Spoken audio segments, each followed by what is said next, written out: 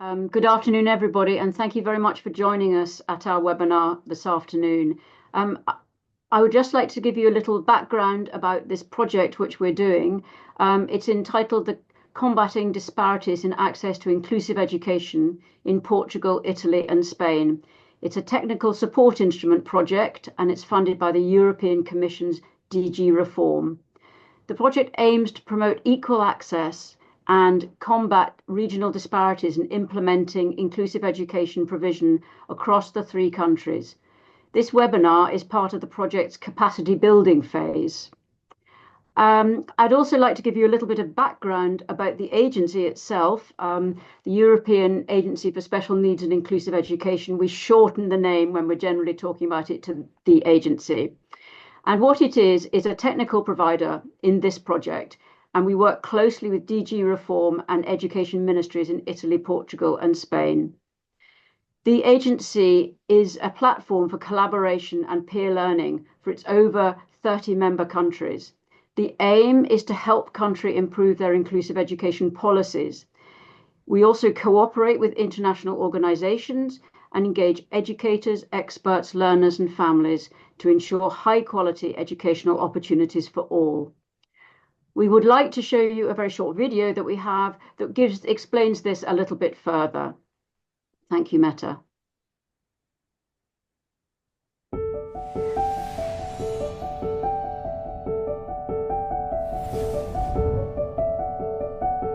In an inclusive classroom, learners can grow alongside their friends and peers.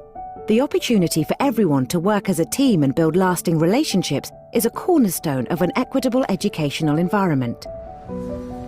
The European Agency for Special Needs and Inclusive Education supports ministries of education as they put this ideal into practice. We provide a platform for collaboration, working with over 30 member countries to ensure high-quality educational opportunities for all learners. The agency fosters transnational cooperation with organisations like the European Commission and the United Nations Educational, Scientific and Cultural Organisation, as well as educators, experts, learners and their families. Together, we work towards inclusive education throughout Europe. To realise our vision, we have built a peer learning framework. We create ways for member countries to exchange knowledge, combining policy, practice and research perspectives. At the agency, we facilitate peer learning in a variety of ways. Country policy reviews provide snapshots of member countries' educational policy frameworks. Data collection offers insight into statistics such as enrolment rates. Thematic projects involve policymakers, researchers, school leaders, teachers, parents and learners, looking at topics such as financing policies for inclusive education systems. And finally, through the European Commission's Structural Reform Support Service, we address individual challenges identified by ministries of education relating to policy reforms and implementation. Through these activities, we produce evidence-based policy recommendations to inform and improve inclusive education systems. We also identify goals that schools and educators can work towards. And importantly, we encourage cohesion for a brighter future across Europe, because everyone benefits when we can share our strengths and learn from others.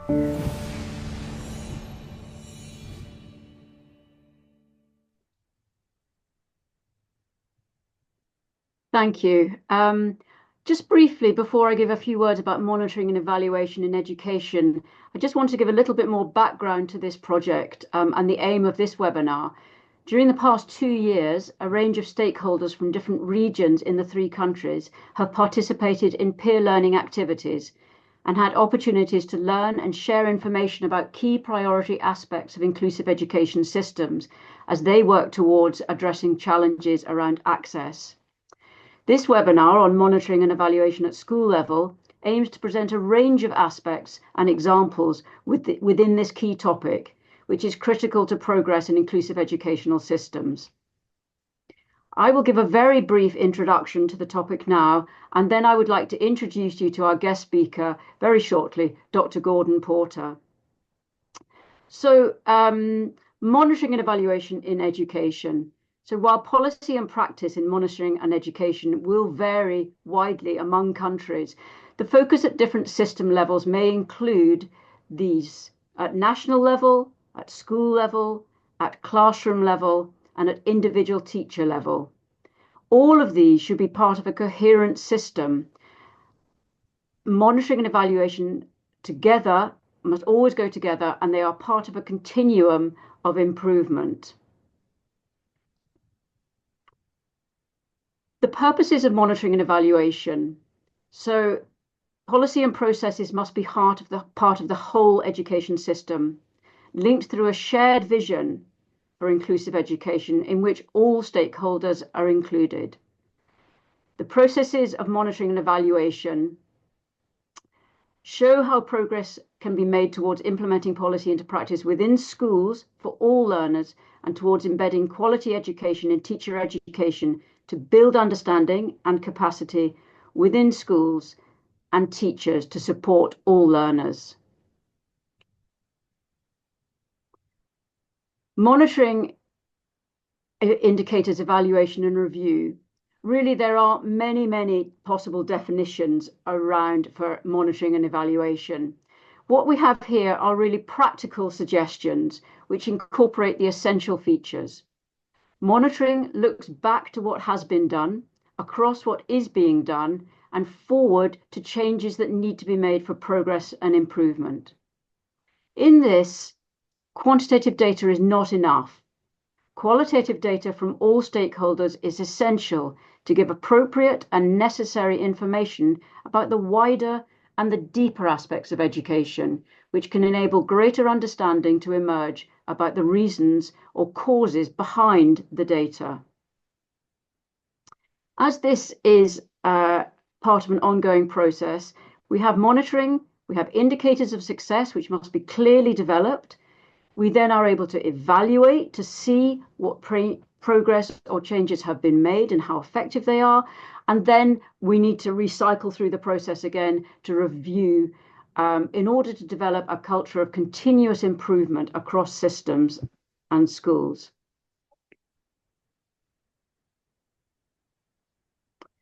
This is really a very simple diagram which shows the sort of cycle of monitoring and evaluation and review. We might also call this feedback loops. You can adapt this in many different ways. For example, consultation could happen at any point and in between the different points. Outside the main circle, we might add stakeholder groups, depending on who we're talking about. Is it learners? Is it families? Is it teachers? Is it support professionals? A range of different people. What processes might we need to use to gain qualitative and quantitative data? And how might we feedback, evaluate, and review again?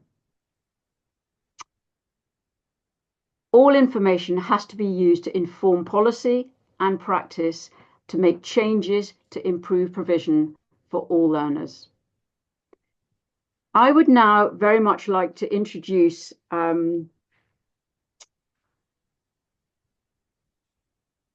Gordon Porter. Dr. Gordon Porter is our guest speaker today, and we're absolutely delighted to be able to welcome you, Dr. Porter, to our webinar this afternoon.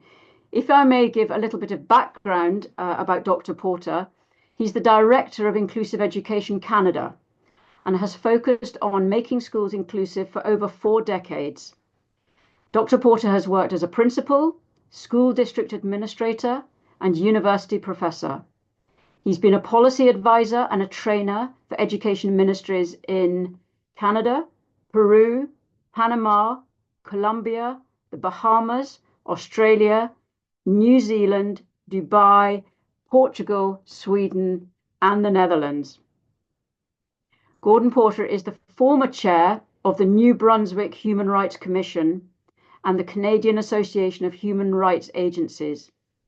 He's edited several books and videos about inclusive education. He received the Canadian Education Association's Whitworth Award for Research in Education. He's a member of the Order of Canada and the Order of New Brunswick, which is his country's highest civil honours. Gordon, we can just say thank you so much for being with us this afternoon, and we are so looking forward to hearing and learning from your huge experience of enabling such significant change in educational attitudes, understanding, policy, and practice. Thank you, Gordon. Thank you, Diana. I appreciate the opportunity to share some of my experiences and perspectives with you this afternoon.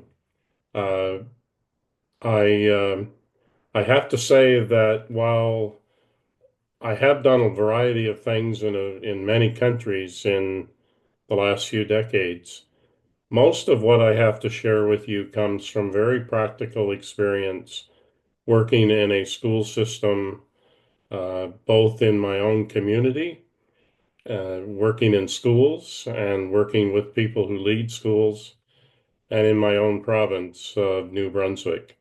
So it's a very practical kind of practitioner uh, perspective that I want to share with you. And I think that the topic of monitoring and evaluation has to be linked very directly to how we work to improve practice in our schools and classrooms. And that's where inclusion really happens. And it's important that at the school level, that there be effective monitoring, which can lead to school improvement. I'm going to now share my PowerPoint slides with you and trust that this is all working appropriately. So my presentation today is very much directed towards practical considerations. Uh, and I think it's important to recognize that you can research theory of monitoring evaluation and find numerous studies and frames of reference to carry out monitoring and evaluation. We don't, as educators or teachers in schools, we don't tend to use that language. It sort of comes from outside. So the theory of monitoring and evaluation is one thing, but I think the practical implementation, the practice, is what I want to emphasize. While the theory can be comprehensive, and in some cases it becomes so complex that those of us focused on working in schools find it quite a challenge to engage in the process. Unfortunately, theorists sometimes feel that their competence is measured by how lengthy and complex what they develop is, but I think that that in practice we have to be very pragmatic and we have to target the behaviors, the practices in our schools that we can improve to really benefit teachers and students most effectively. So my presentation is very much selective and goes to the kind of essential factors that lead to improvement for students and support for teachers. And those are the three essential things that we need to do. Focus on improvement, ensure that students are learning, and ensure that teachers are supported in their work. So with that in mind, for this presentation, I have used a very practical lens and come up with really four areas that are critical in bringing about improvement and which merit consideration in a monitoring and evaluation process. The first one is leadership development, leadership and policy articulation within the school. The second focuses on inclusive instructional strategies. And the third is collaboration and particularly supporting teachers. One of the things that I emphasize, and longer I'm engaged in this kind of work, the more I emphasize it, is that if we want real inclusion, it happens in the classroom, and the teacher is the one directing practice in the classroom. So supporting teachers in everything that they do every day in the classroom is the most critical thing we can do to ensure that inclusion is successful. And then the final fourth area that I want to talk about is engaging with parents. So let's start with leadership and policy. These are some of the things that I think are critical in terms of leadership engagement in the process, and things that we should measure and try to assess when we evaluate how well inclusion's going in a school. The first is that there's a clear vision and leadership and commitment towards having an inclusive school. Is that evident? Second, collaborative policies and practices.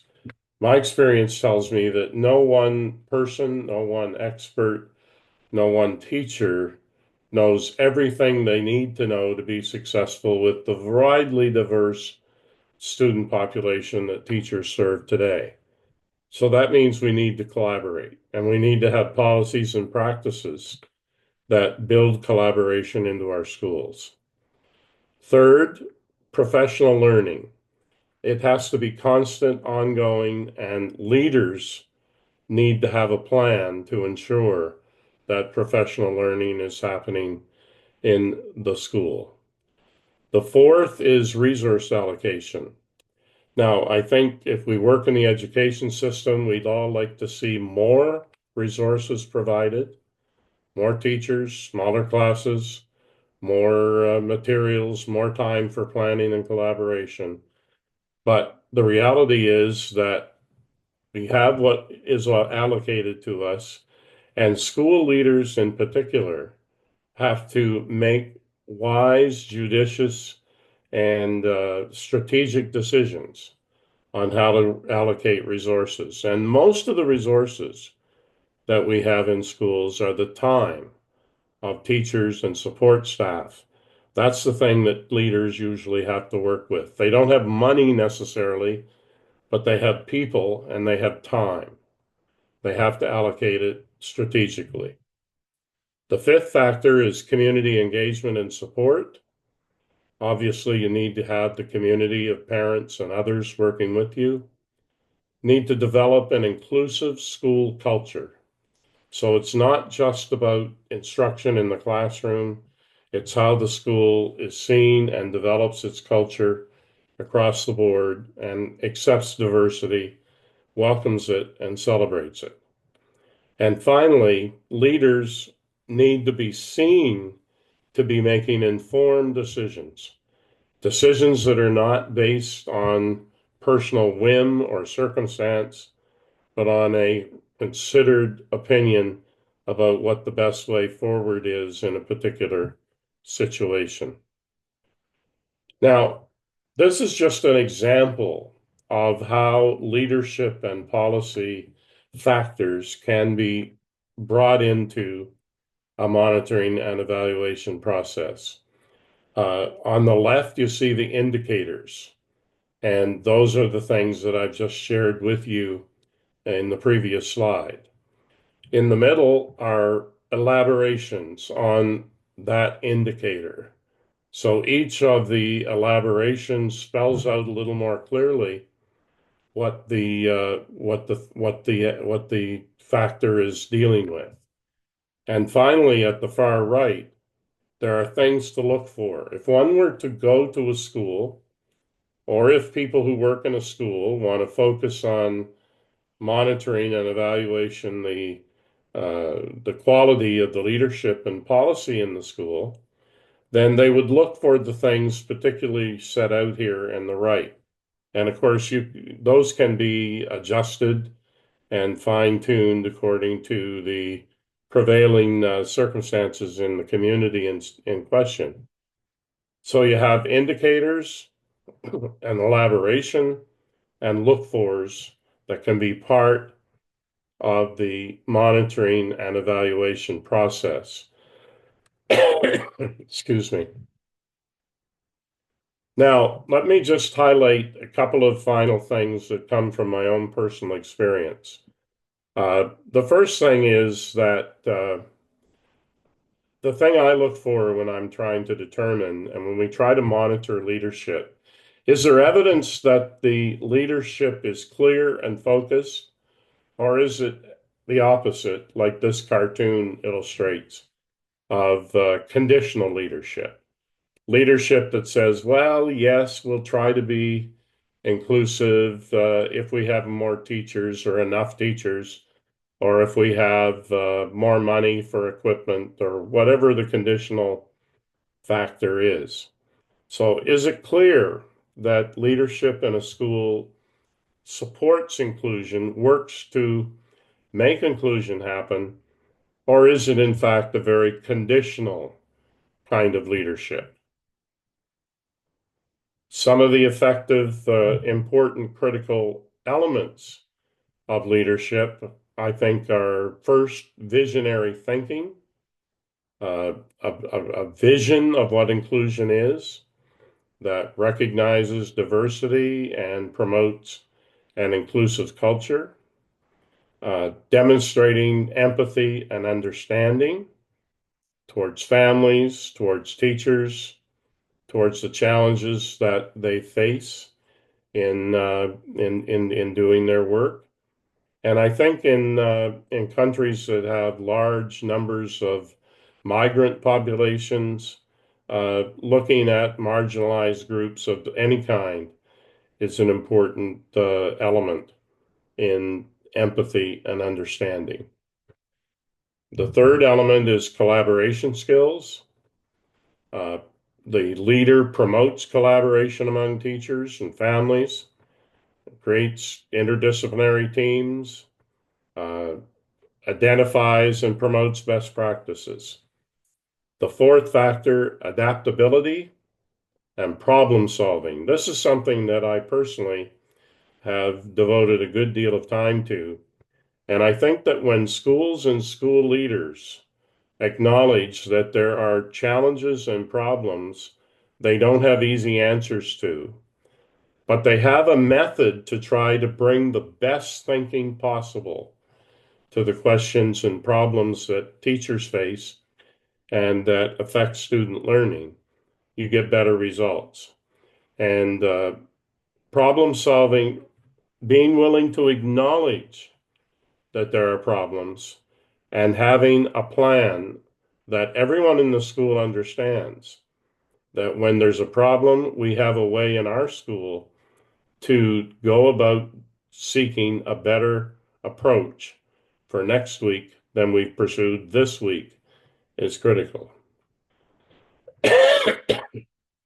And finally, in any kind of improvement process, which monitoring and evaluation is focused on, there has to be a commitment to ongoing professional learning. Inclusive practices, in this case, making sure that teachers are aware of, know about, coached, and supported to have inclusive practices, and providing training and the resources and support that they need to address that. So those are the 5 things that I think are critical. And let me now just share very, very briefly uh, the kind of approach that I have had experience using in my own work. And that is a checklist. And there's several ways this could be used. There could be an outside team come to a school and use a checklist of indicators like this. Or in a school, there could be one or several small groups of uh, leaders, teachers, parents who meet together and look at these indicators and come up with their evaluation of the quality and the effectiveness of leadership and policy. So in this slide, you can see 7 indicators outlined. And if you look at the very top, uh, the rating can be that a factor is very evident, mostly evident, somewhat evident, or not evident at all. And so you can look at any of these factors, and we'll just take which one here? Number 5, leaders establish and lead a school support team focused on assisting teachers and students. Excuse me. So the question is do we see that in this school? Is it evident? Is it very evident? Mostly evident? Maybe not evident at all? And what's the evidence that we have to back up this assessment? So this kind of format that directly involves people who are engaged in the school can look at factors, and I have 14 factors outlined here, each one of which focuses on a particular part of inclusive schooling and represents whether or not school leaders and school policy is contributing to effective inclusion in the classroom for students and support for teachers. So this is an example of a very practical and, of course, a very amenable to changes and editing to meet the requirements of an individual situation in a community, in a country, or in a region. So this is an example that I have had experience using. It's simple, it's practical, it takes some time, particularly if you use an internal group. You have to have the group formed, you have to have them agree on the criteria, and then they carry out their inquiry, and then they engage in a discussion within the school community on how the results of the deliberation can improve practice. So that's the first factor that I wanted to share with you, and I'm going to just I hope my translators don't need a moment here to catch up. They're probably right with me, but I'm just going to take a drink of water actually, and I'll go into the second one. Okay, so the second factor is inclusive instructional strategies.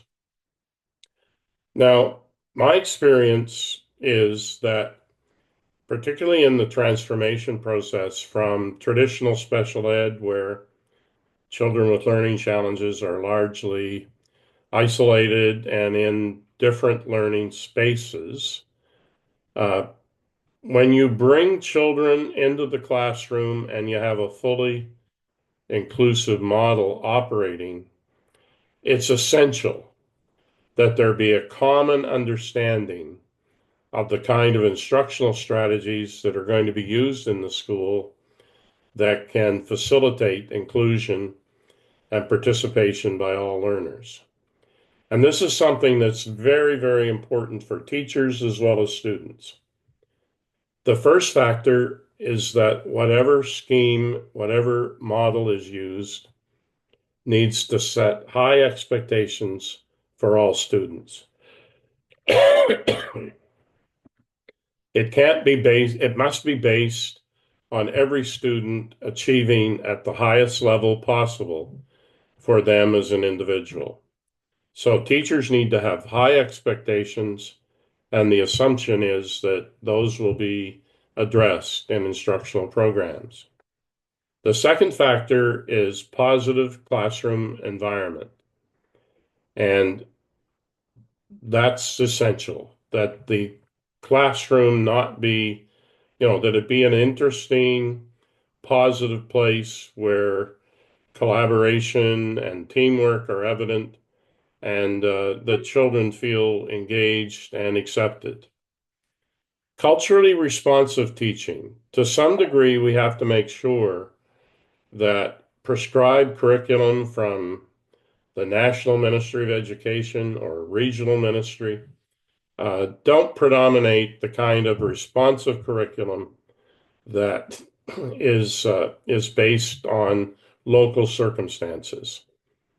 So we need culturally responsive teaching depending on the population, the makeup of the population of the school community. The fourth factor is collaborative learning opportunities. If you're going to have effective inclusion, you have to find a way to have children learn together. Not that there are 30 individual students all learning in their own distinct way in a competitive kind of environment. Learning in an inclusive classroom should be collaborative, not competitive. Number 5, the concept of universal design for learning has brought a lot of value to education and to teacher practice. And the elements of that, I think, need to be, or something like it. Like every country doesn't have to use exactly the same model, obviously. We all have our ways of deriving things for the future that'll be better than what we've done in the past. But in my view, universal design for learning provides a lot of individual elements of what helps make teaching more effective for a wide variety of students. Number 6, use of assistive technology. We live in a very different world today than when maybe most of us, at least those of us who are of a certain age, went to school. And I think that use of assistive technology of various types needs to be embedded in school practice. In many parts of the world, here in my own community, in my own province, every student from age 12 up has a laptop computer. The teaching methodologies have totally changed from previous times. And in addition to things that are sort of standard like that, there's a lot of individual technology that can be brought to assist students who have particular and very specific needs to support their learning. And finally, formative assessment and feedback. And of course, formative assessment is a very simple concept. It focuses on using monitoring students' learning as a way to improve instruction to ensure better learning. It's not, again, a way to competitively assess students' learning in a traditional sense, but a more positive oriented kind of assessment of the progress that students are making. And again, like my previous focus on leadership and policy, these are some of the factors that I think are essential indicators of inclusive instructional strategies in the classroom. I'll just focus again on universal design for learning, number 5. And you can see in the center an elaboration of what that means. And on the right-hand side, the things to look for if you were to evaluate that. So each of these factors, the ones I just talked about, can be set out more clearly in a framework that people working in the school can utilize, understand, and use as they monitor ways to improve instruction in their school. Now, again, focusing on my personal experience, I have to say that one of the really essential things in success that I've observed is that there's a shared knowledge about and use of core inclusive strategies within a school. In other words, if there are 25 teachers in a school and you were to visit 5 of those classrooms in an hour and a half time period, you'd find a lot of the same type of activities going on, not exactly the same because teachers are different, but elements of inclusive strategies that have clearly been shared with teachers and that teachers use. So teaching methods need to be focused on, and every teacher needs to receive training that involves coaching, mentorship, and co-teaching in those essential instructional methods. Now, what does this accomplish? First of all, it allows a school leader to share a framework of instructional design that facilitates dialogue. So if teachers have a common kind of structure to think about, a framework to think about instruction, then they can talk to each other, and school leaders can talk to them and engage in dialogue about improvement, about how well things are going and how they can be improved. If there's this common set of understandings and language about instruction, it facilitates professional discussion for improvement.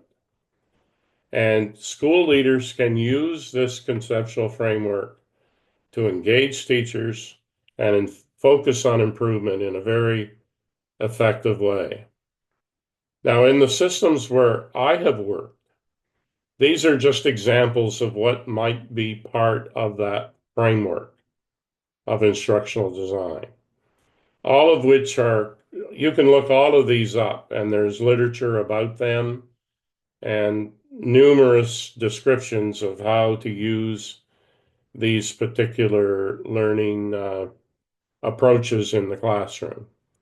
Universal design for learning, differentiated instruction, multi-level instruction, cooperative learning, cognitive levels, Benjamin Bloom.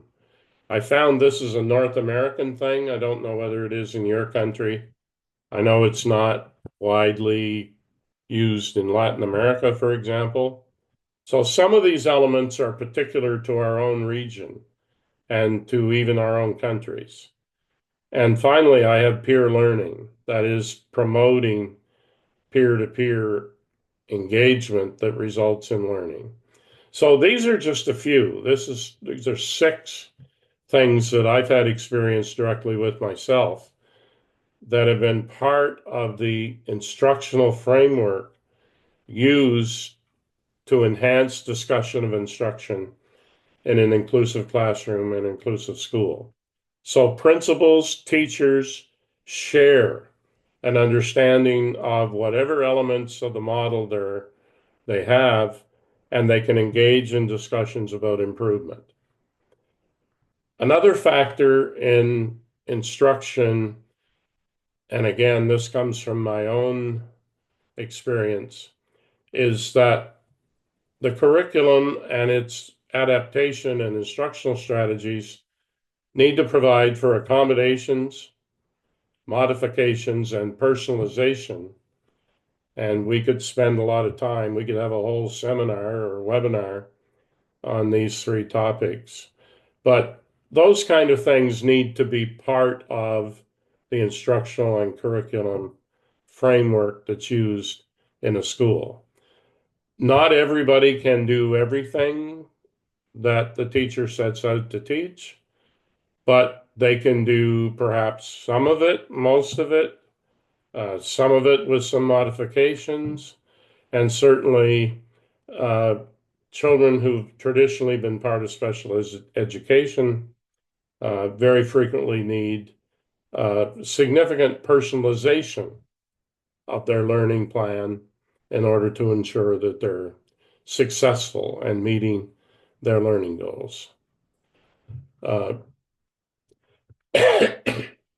Individual learning plans, again, are an essential part of inclusive education, based on the student's strengths, looking at what the curriculum is, personalizing goals, making adaptations, identifying how teaching strategies need to be adjusted, and ways to evaluate that are particular and personalized to the individual. These are all things that need to be part of the instructional design framework used in an inclusive school. Okay, now to the next part of this, which is how do we go about doing this?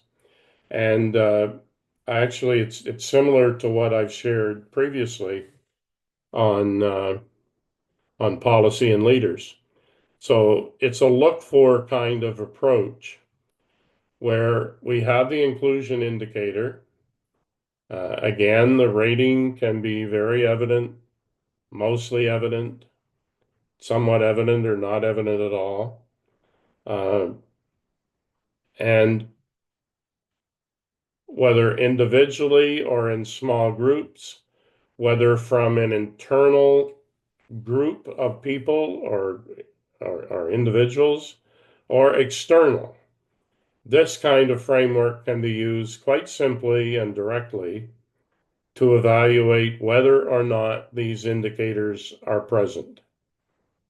And I've got 11 of them here.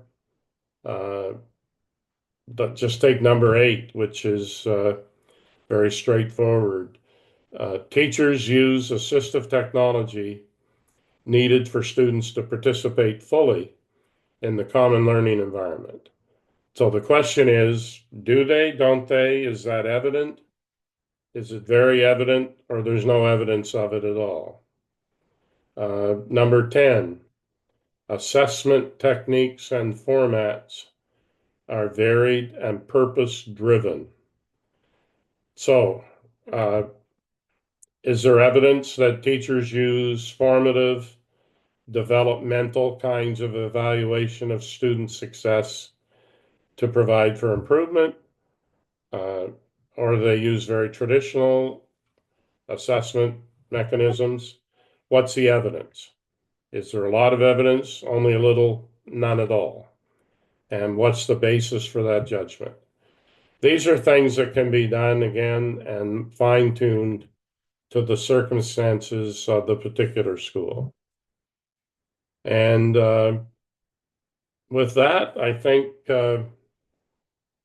we're going to pause, and I think Diana is going to help me here. Questions I am. can be posted, and maybe several questions shared, which I'll try to respond to. Again, I can only respond from my own very practical experience, and we'll be happy to try to do that. So over to you, Diana. Yeah, thank you very much, Gordon, for that first part. That's absolutely fascinating, and you have so much knowledge and experience of how all these things work. We've got there a number of questions really, but I have one on leadership to start with, and then 2 that we might follow up with, which are more to do with teaching and instructional strategies and so on.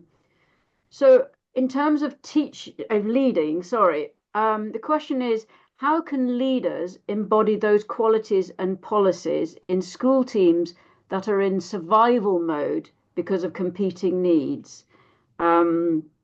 That's the way the question is phrased. I think we're talking about schools that have got managing from day to day. I think this will be familiar with a lot of people, this sort of urgency that something has to be done and tomorrow it's something different, that kind of thing. But you might interpret that differently. I'll just read that again. How can leaders embody those qualities and policies in school teams that are in survival mode because of competing needs? Well, I mean, there's no easy answer to that. I think that there needs to be flexibility within the system to support schools, or even, if you like, teachers who are having particularly challenging circumstances at a particular time. One of the things that I always tried to do is to make sure that all of the resources, and you can think of this in terms of the Ministry of Education, you can think of it of a cluster of schools. here in my part of Canada, we have what we call school districts that could vary from 20 schools to 100 schools. And the manager of that system, at whatever level you wish to engage, in my view, always needs to make sure that of the resources available, they're not all committed at the start of the school year.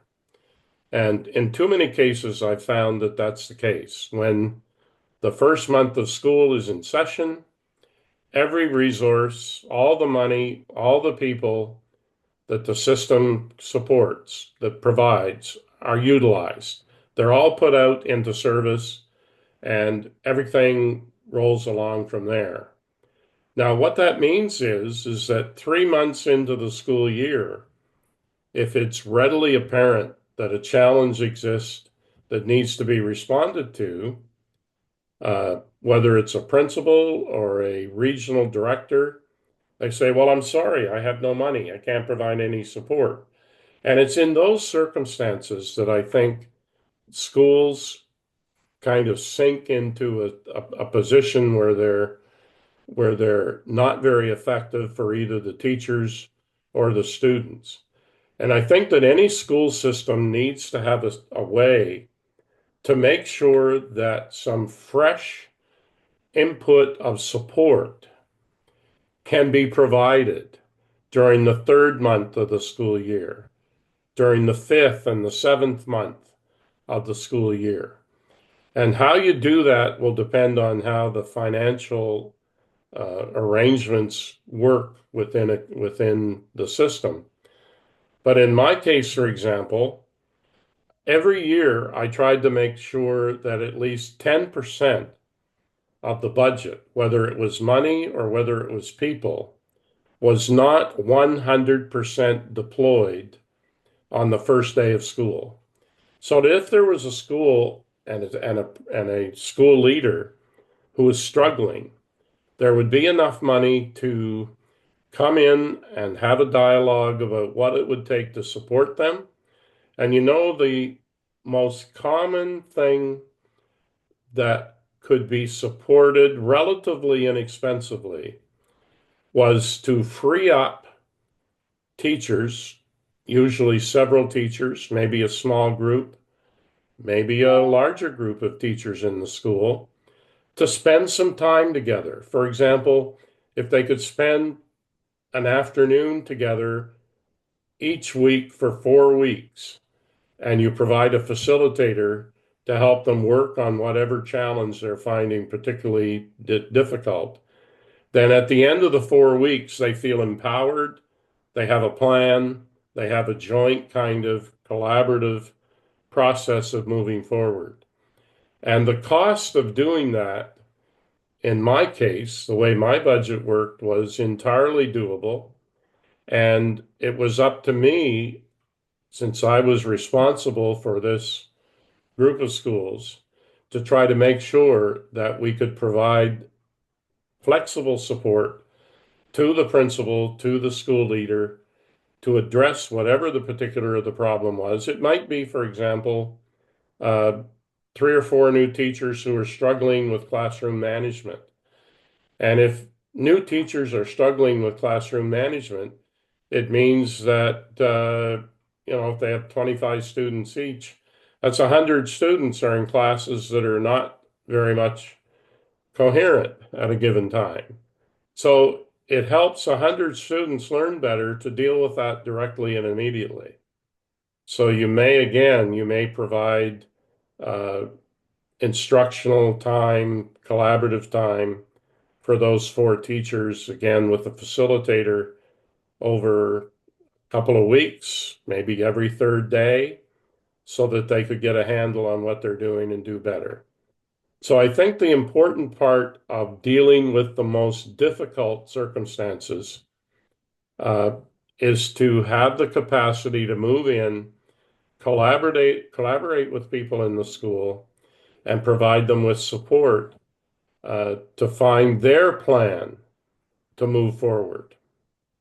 Now, I don't know whether that's what the person who asked the question had in mind, but that's my response to the way I heard the question. Thank you, Gordon. Yes, I mean, you have outlined so many different ways of it's being ready, isn't it? And having ideas in place and resources that you have kept back, as you say. Yes, that's really, really helpful. Um, Thank you for that. Um, there are a couple of questions here that might be interesting about more to do with instructional or teaching tools and strategies. So there's one here. The question is, what types of tools or strategies would you use to find evidence? I think this is the key here is in your evidence chart that you had. So to find evidence for some of the inclusive, like high expectations for all students, or positive classroom environments, or culturally responsive teaching. In other words, how do we show that these things are actually going on? And I think we talked about shared understanding right back at the beginning, and perhaps it's linked to that. What would you say here for tools and strategies?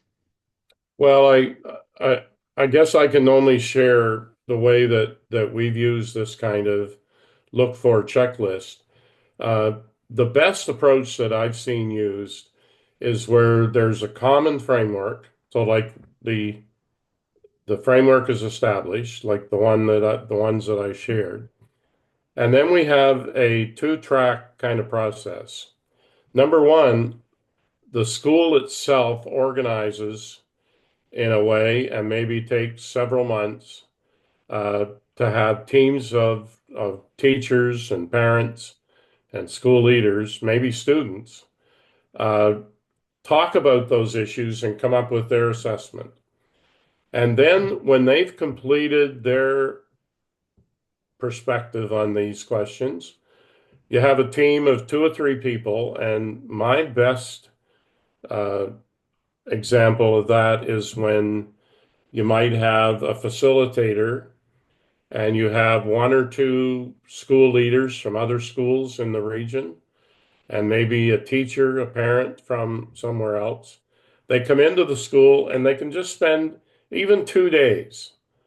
If they spend in the school visiting classrooms, talking to people, and then complete their assessment of what they've seen and what they feel.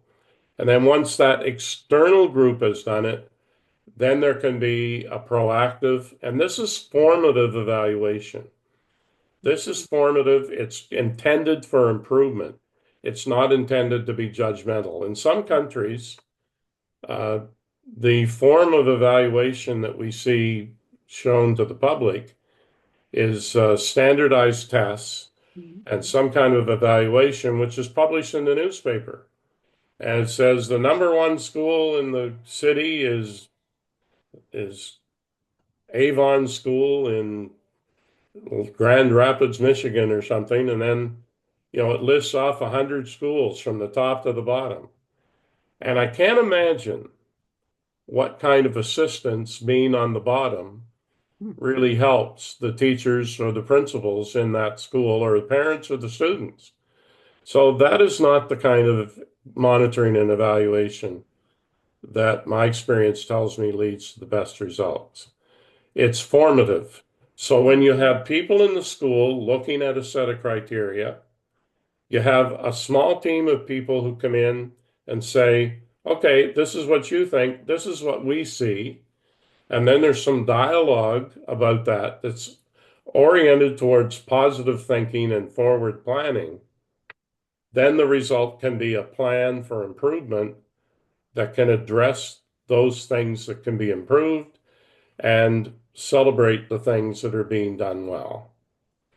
So that's, I think that the details of the look fors have to be worked out individually, maybe not in individual schools, but certainly within regions or within clusters, representing the kind of they can be very local in that sense of the fine tuning of them, but they need to be clearly established on the framework of solid research knowledge that has been uh, has been accepted as relevant within the country or within academic Yeah. or research theoretical circumstances. Thank you, Gordon. That's a very full response to a really interesting point, and I know a lot of people will find that very interesting. And the idea, I think, of having a number of people looking for evidence who have come from different, both within and external to the school, is without, as you say, we're not making a judgment here in terms of ranking schools or teachers or anything, but as you say, for formative in order to improve.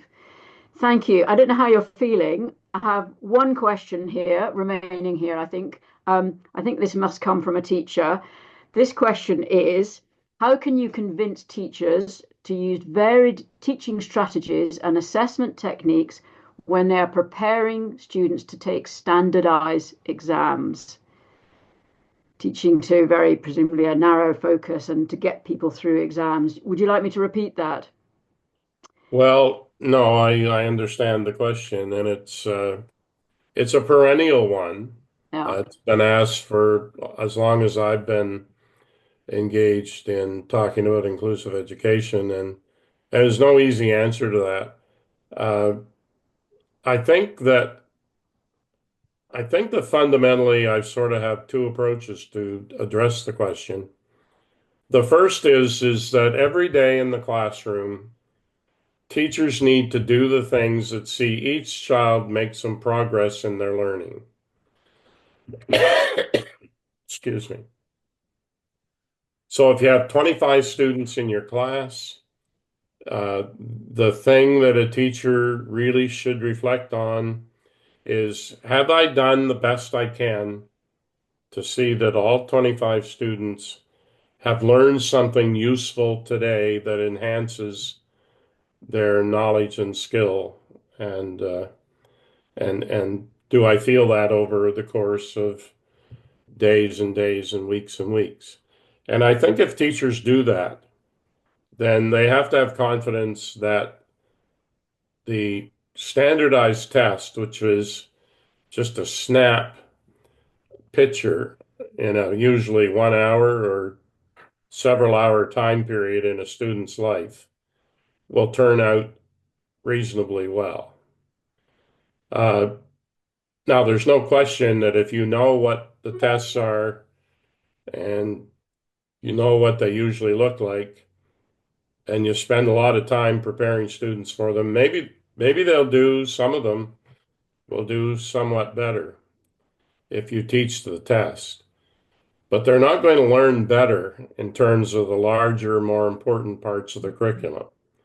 So I guess I have faith that if every teacher teaches effectively every day, then things are going to turn out fairly well for all the students. Uh, the other the other approach, or the other way of thinking about this, I think, is that we need to be sure that the instructional plan aims towards good teaching practices that research has shown produce better learning outcomes.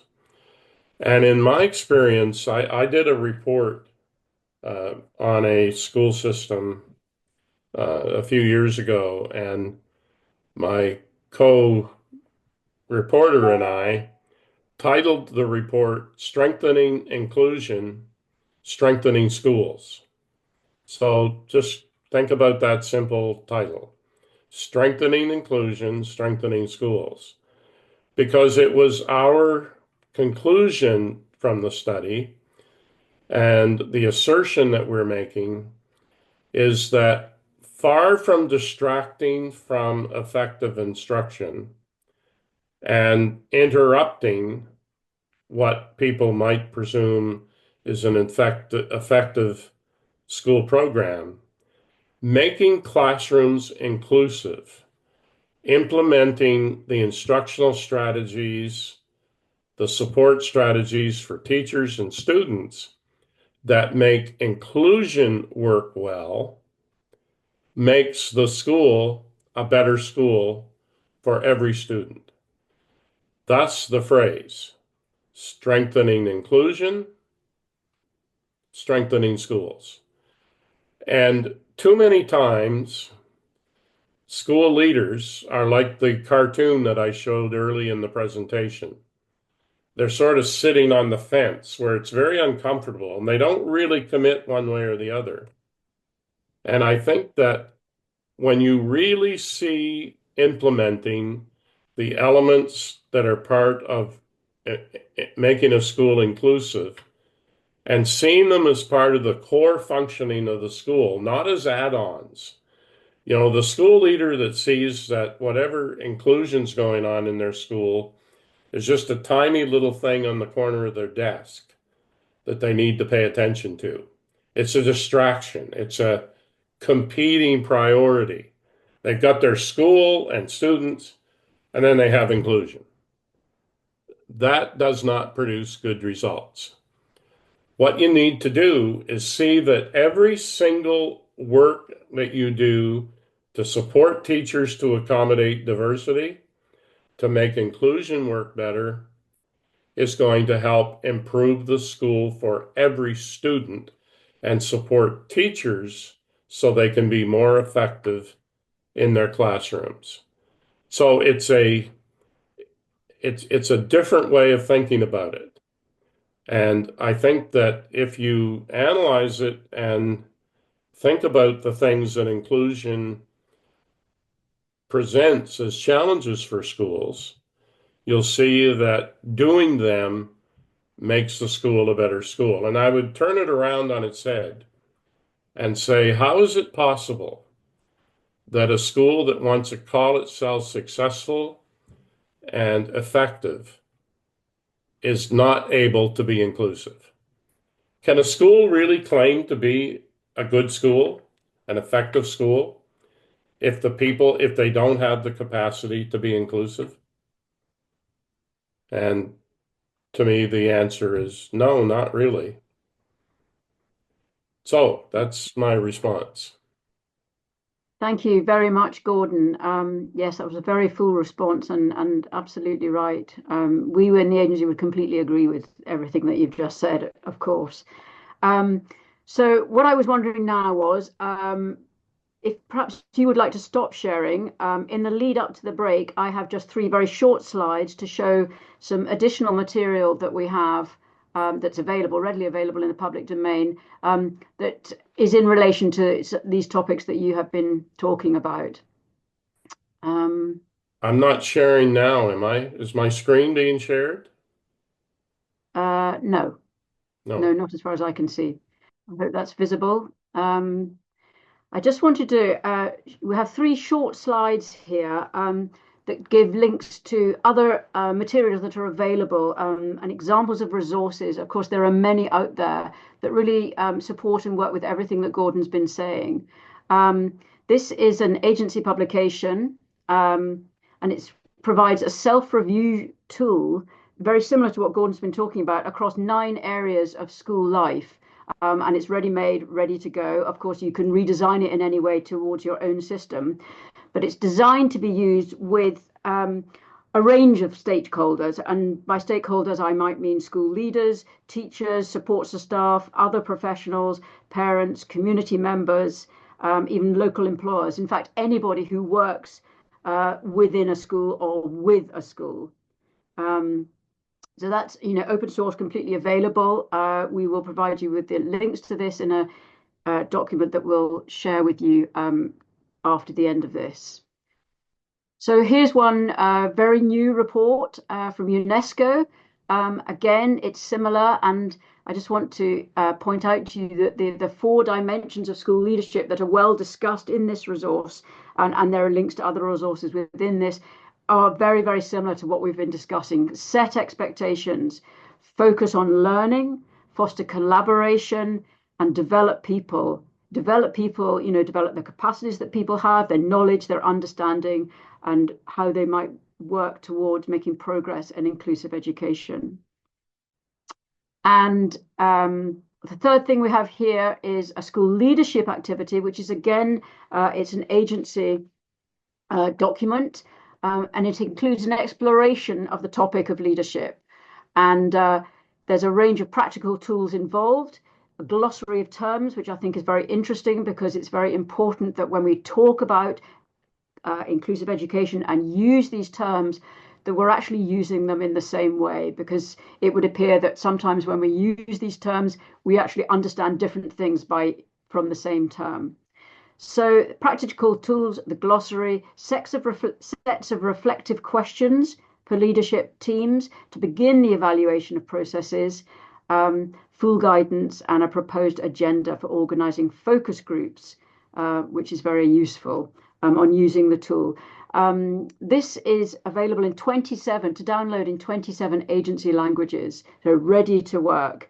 And again, it's similar. It sets direction, organizational development, and human development. So very, very similar both to the GEM report and to what Dr. Porter has been telling us. So that was just 3 very brief slides. I will now stop sharing, and I think at this point we will go to a break. So we have a 20-minute break, and we look forward to seeing you back very shortly thereafter, where Gordon will speak to us some more. Thank you. So good afternoon again, everyone. I hope that you enjoyed the break, and we're now all back. So in this half, I'm going to ask Dr. Porter again to speak on his subsequent 2 topics, collaboration and support, and engaging parents. After that, we'll have, again, a short question and answer session on those topics. And then myself and my colleague, Anthoula, will present on data collection in education in relation to schools. So, Gordon, thank you very much indeed. And would you like to share your screen and start with the second half of your presentation? Thank you. Thank you, Diana. So there are 2 more elements here in a really focused school-based monitoring and evaluation system that I'm talking about today. And this third one, number 3, is building a collaborative structure that's focused on supporting teachers. And I think I've said already that inclusion means children are in classrooms with their peers, and inclusion means that classroom teachers are doing most of the work to make the system function. So we need to really turn our attention to supporting teachers and to monitor how effectively teachers are being supported. Excuse me. So there are 6 elements that I've identified that relate to supporting teachers, and things that should be monitored and looked at to determine whether or not they're being supported effectively. The first is that there's a collaborative school support team, and I'll talk about that in a few minutes. That there's a support teacher collaboration process. Now, in some places, they call these people resource teachers or support teachers or inclusion facilitators. We'll talk more about that in a minute. Number 3, access to professional learning. That's an element that you see in a number of areas. Teachers face ongoing challenges, and I think ongoing professional learning is an essential part of any school's functioning in terms of improvement. And number 4, a mentoring program. Number 5, problem solving. And number 6, evaluation and reflection. Excuse me.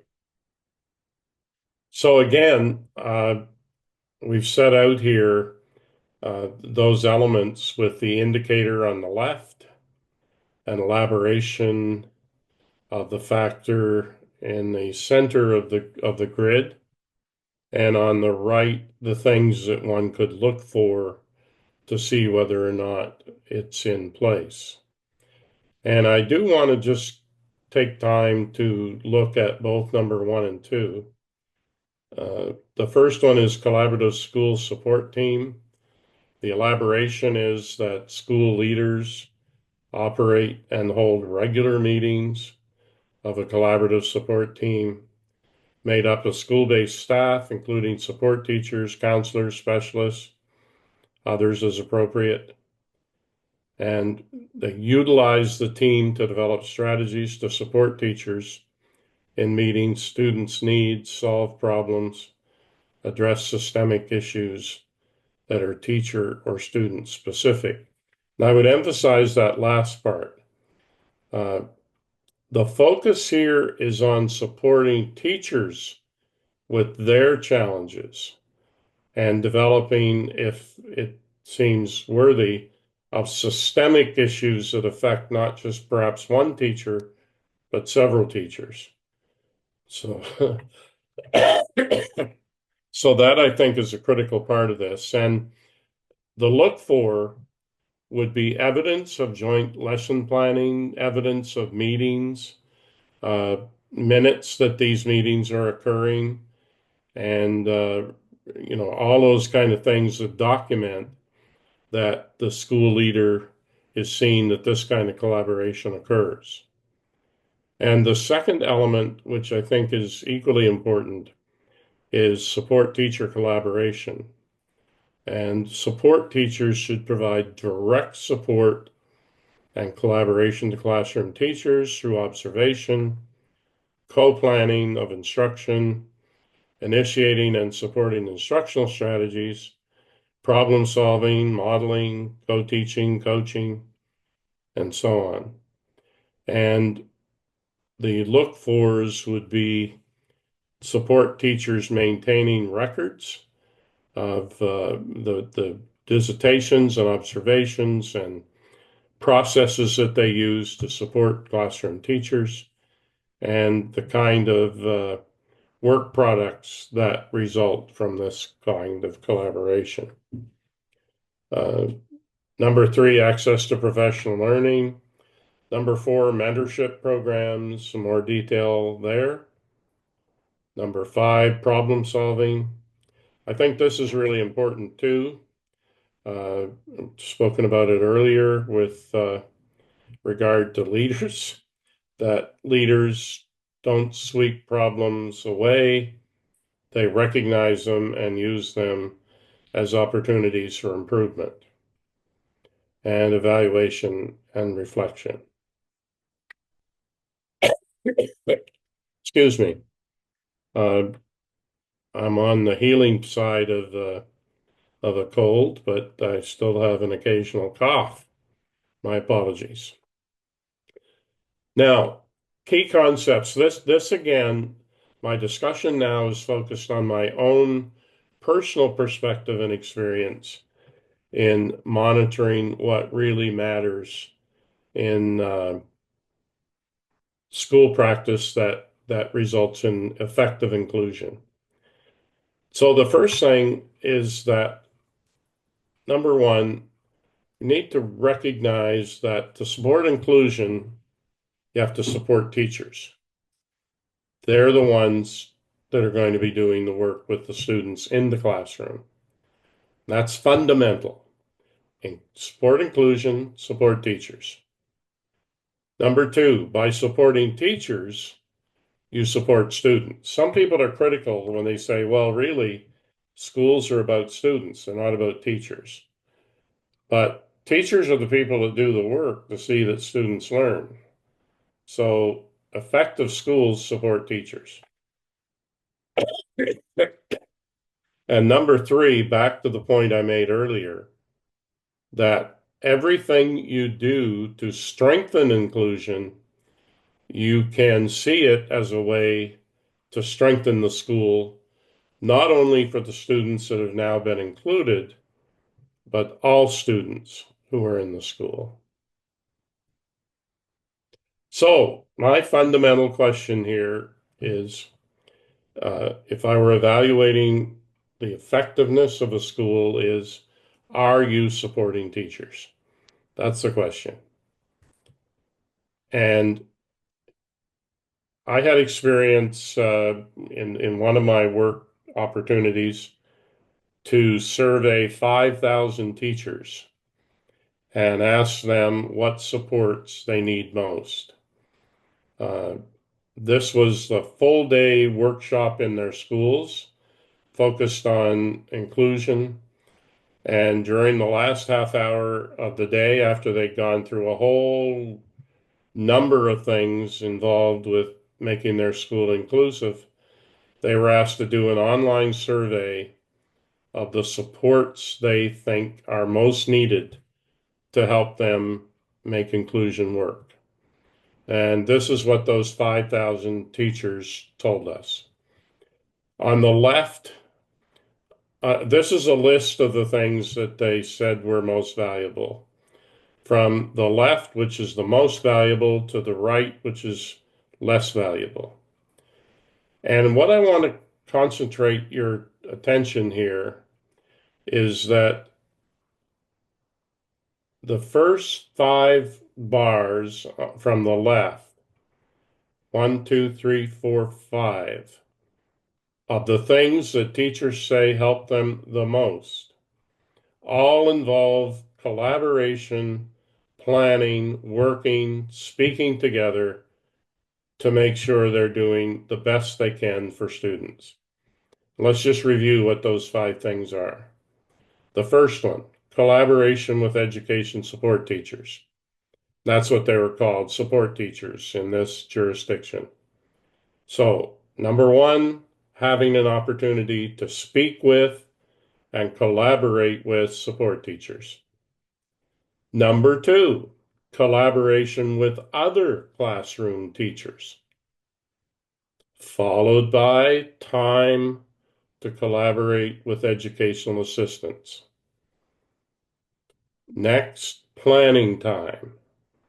No specific as to whether it's individual or group, but time to plan what the teacher is going to do.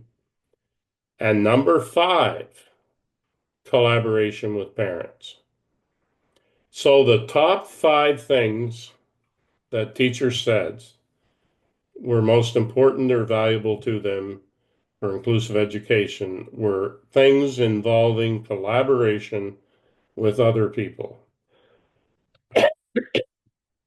Then you get to the other 5, classroom resources, having skill with differentiated instruction or universal design, skill for supporting diversity, skill for dealing with behavior, and skill with technology. So it's a very distinct kind of outcome here. And that's the result in one jurisdiction. Necessarily not the same everywhere, but I think it's very illustrative of the point that I want to make. And that is, in supporting teachers, collaboration, working together, having teachers not feel they're dealing with their challenges individually and on their own is essential.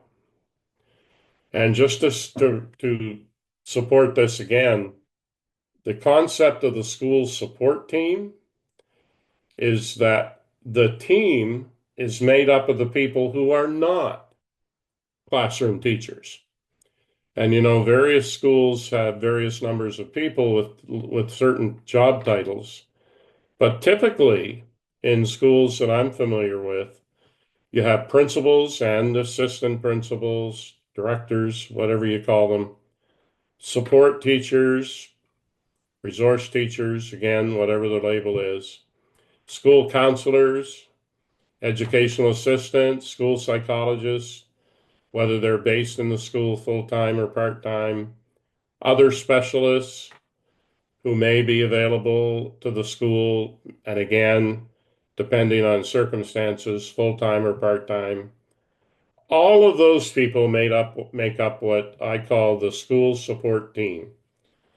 All of the people in the blue box go to their school each day with one purpose: to help and assist classroom teachers to be effective in teaching students.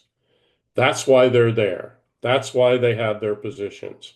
That's why they're employed, to assist classroom teachers to be successful in delivering direct service, off to the left, direct service to students. So that's one of the essential elements, I think, in determining and monitoring whether a school is effective or not. Is there a school support team? Is it clearly identified? Do they do their work consistently to support teachers?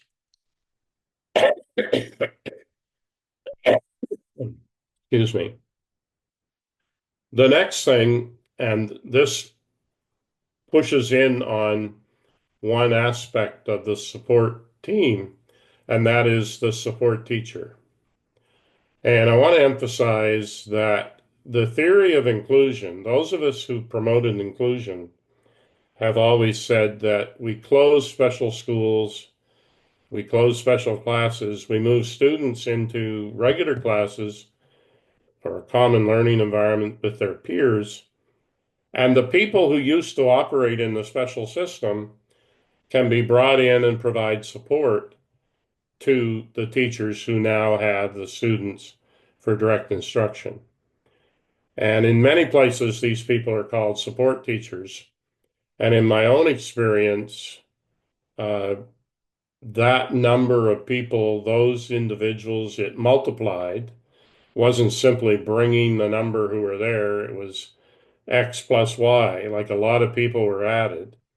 And over time, the background and skills of the people doing the work has changed. But primarily, I think we need to think that the support teacher takes the place of the special education teacher. And the priority then is to support teachers, and by supporting teachers, support students. Support teachers through collaboration, identify instructional issues, and support student learning. Now, let me just spend a moment or two here because I think this is important in terms of monitoring whether this kind of support is available in the school. This is all about monitoring and evaluation the effectiveness of the school in delivering inclusion and supporting teachers and students. And defining what the role of the support teacher is a critical basic step that needs to take place. And after a period of transition, my definition of the key criteria is set out in these competencies. Number one, that support teachers be a competent and experienced teacher. It's my view that no one should be a support teacher who hasn't been a regular teacher for a few years at least and had some success accommodating students with diverse needs in a classroom. So competent experience, have credibility with peers. And that's the box down in the center, well regarded and credible with peers. Then the other one at the top is collaborative skills. Support teachers need to be able to collaborate effectively, know how to do that effectively, have knowledge of instructional strategies.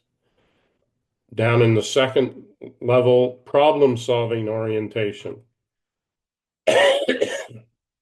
One of the fundamental characteristics of a support teacher is that they look at problems as opportunities to do something better, not as something discouraging, leading to a pessimistic, kind of negative kind of orientation.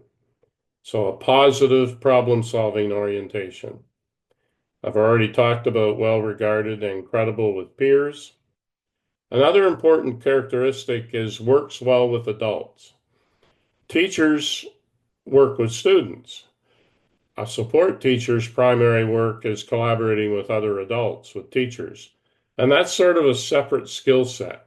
Not every good teacher can become a support teacher because maybe they don't work with a variety of other adults and their personalities effectively. Down at the bottom, knowledge of students with diverse needs. And finally, respectful of teachers, but appropriately assertive. And one of the things that I think has to be clear is that in an inclusive system, it's not a matter of choice whether or not to address the needs of a particular student. So there are circumstances where the support teacher doesn't just say to the classroom teacher, here's my idea, use it or don't, doesn't really matter, it's up to you. The support teacher has an obligation and an ethical responsibility to the student as well as the classroom teacher. Now, they have to be respectful of the classroom teacher's role, but I think the phrase appropriately assertive really is important because it asserts that one teacher simply can't decide, well, I'm not going to be bothered doing this particular thing that might help a student learn better.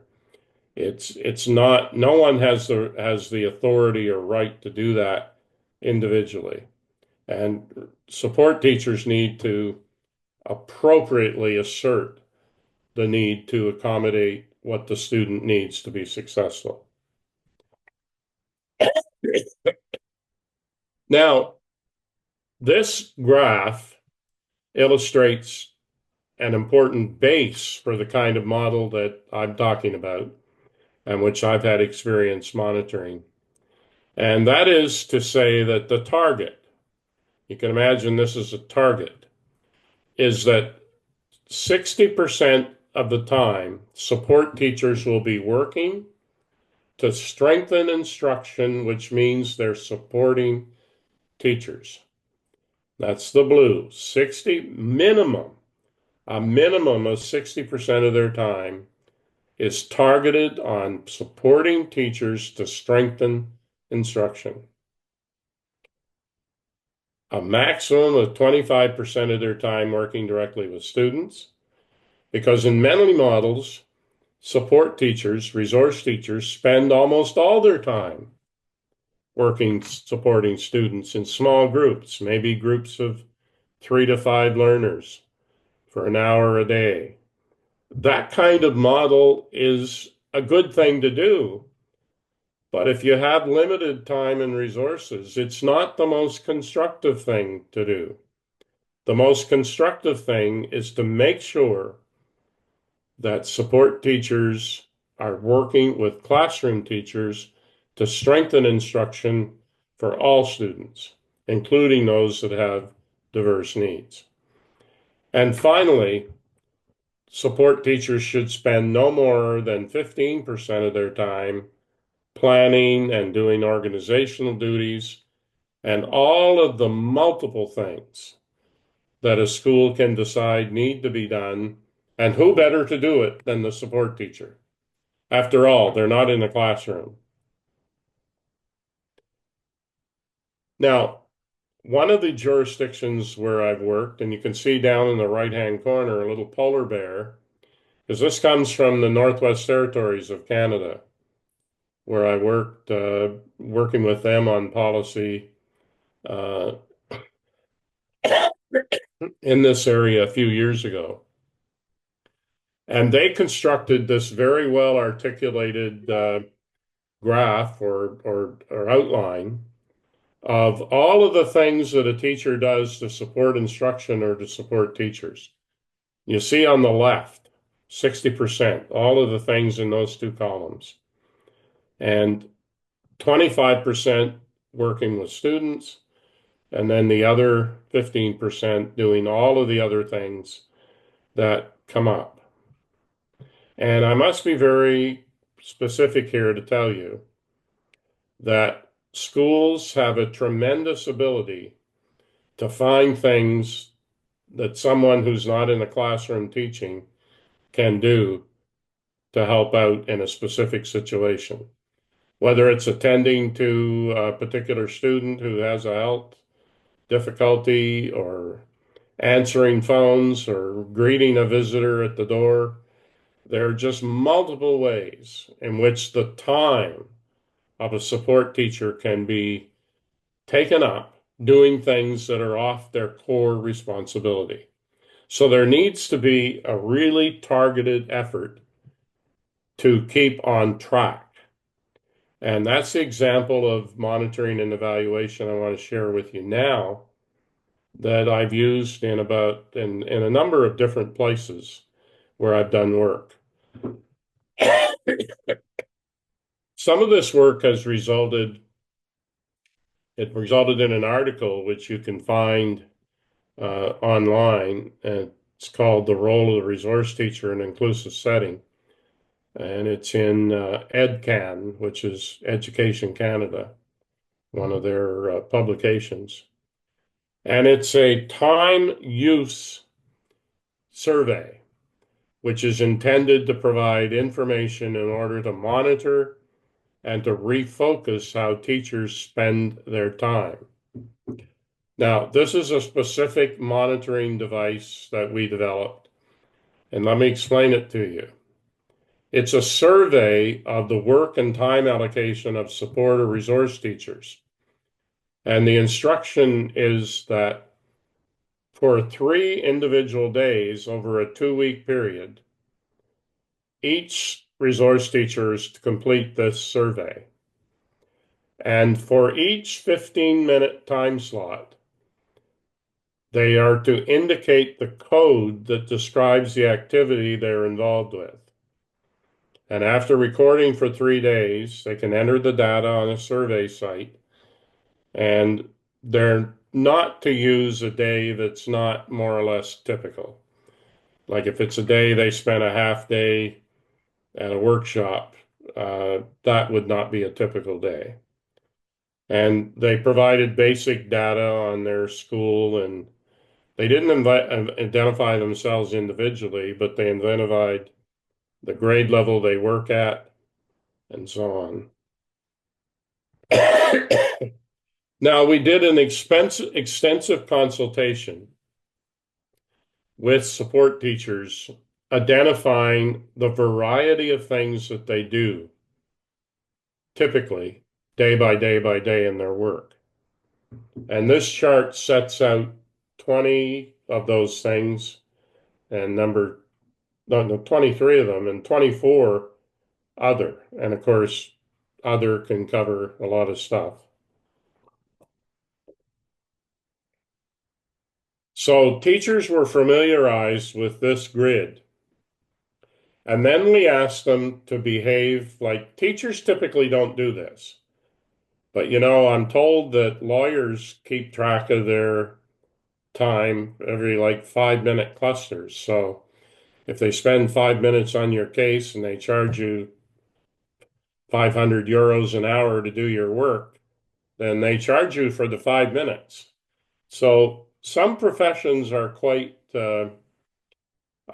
used to this kind of documentation of what they're doing. Teachers generally not. So it's a bit of an incursion into our basic practice. But I think for purposes of monitoring and evaluation, it's a useful one. So again, these 24 things were set up. The teachers are provided with this list. And they had told us through consultations and focus groups that these things constituted it clearly constituted enough to represent the work that they typically do. And then we provided them with a grid. And starting from hour 1 of their work, 8 o'clock in the morning, for the first 15 minutes, they're asked to think about what was I primarily doing during that first 15-minute cluster. Now, they didn't have to necessarily do this segment by segment. They could do it at the end of an hour or whatever. I could keep some notes so that they could do it later. But they were asked to complete this, and they were, again, I remind you, asked to do this for 3 typical days over a 2-week period. And then they entered it into a computerized system where the information could be quickly analyzed, and the research staff could bring together the results and provide feedback. And this feedback could be provided to individual schools, to school clusters or districts, and to the jurisdiction as a whole. And you could compare how teachers were spending their time in one school with another, and so on. And all of this is focused on the fact that we want to coach and support people to do the things that we've identified as having the greatest impact on student learning. And students succeed when their teachers know what they're doing and are properly supported. And teachers are supported when they're able to get immediate, direct help from someone to collaborate, not to tell them exactly what to do necessarily. But remember, collaboration, joint planning was the thing teachers find most valuable. And it was to bring this result about. So that's my example of a very specific way to monitor and evaluate how resource teachers spent their time. And again, the support teacher spends their time supporting classroom teachers for effective instruction. So I'll go back to the end again now. Okay, finally, the fourth thing that I want to point out and thing that I think is important is engaging with parents. And this is actually pretty direct, pretty straightforward.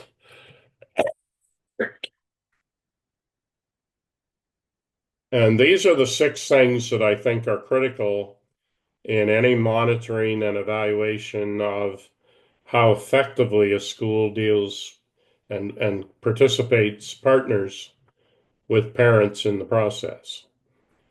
The first is, does there exist a communication and trusting relationship between parents and the school?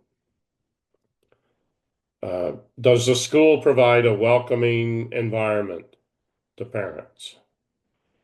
Are there parent education and resources part of the plan? Are there information meetings? Are there brochures or pamphlets or online descriptions of information that help parents know what's relevant to their child? Is there real and effective collaboration in decision making? Do schools arbitrarily make decisions about students, or do they really involve parents? Do they seek collaboration to do that? Is there cultural competence demonstrated in the process? And, where I live here in my part of Canada, we have a pretty, we do not have a very diverse population, although it's increasingly diverse, compared to urban settings in many of your countries. And the cultural competence, the way in which the school understands and accommodates the cultural norms of the students, the population of students they serve, is something that I think needs to be monitored. And finally, does the school celebrate student success? Does it project the kind of recognition of effort and achievement that students achieve, which means so much to students and to their families? And again, those 6 things that I've just talked about, we have elaborated here in this page. In the middle of the page is the elaboration. And if you're looking for those elements within a school, some examples of look fors are to the right of the grid. Just for example, let's look at decision making, number 4. Involving parents in decision making processes regarding their child's education, including program planning meetings. This empowers families and ensures their voices are heard. Teachers and parents work together to create individualized learning objectives and instructional strategies. And on the look fors, they're documented collaborative meetings, clearly individual goals set, structured progress reports, documentations, thoroughly providing evidence that parents are engaged and taking part in what affects the education of their child.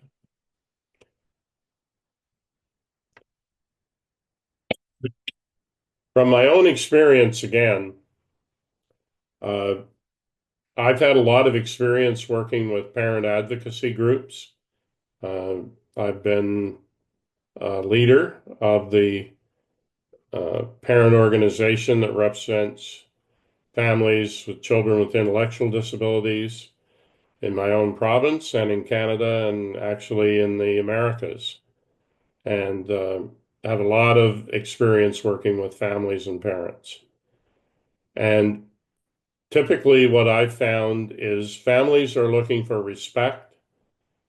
They want to know that their aspirations for their child are taken seriously by the school. They're treated with respect. Their child is treated with respect. And school leaders expect everyone in the school, teachers, staff, students, to treat each other with respect. And special need, diversity, disability should not lead to a lack of respect. Secondly, parents want information. They want to know what's happening. They want to know the structure of how the school does its business, and they want to know what's happening with their own child. So they need information. If you provide them with respect and information, then I think you have the conditions for a positive relationship. And they want to participate. They want to be part of the school community. And my example here of monitoring parent involvement is part of a larger system that's used in schools in this part of Canada and actually in many countries, actually. This company provides an online survey and reporting system that's widely used by thousands of schools in Canada and in other countries. The company's called the Learning Bar, and I'm not trying to sell their product, but it's an example of a product. And I know others exist, and I'm sure other people at the agency could point out places in countries that have developed online survey kind of mechanisms that this is an illustration of. So this company's called the Learning Bar, and this is some of their promotional information about gathering information about the impact of the school and its program on students.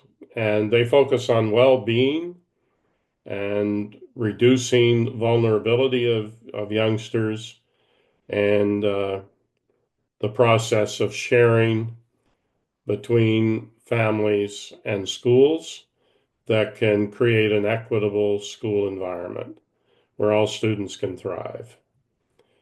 And they say they capture student, parent, staff, and teacher voice to create a thriving school community.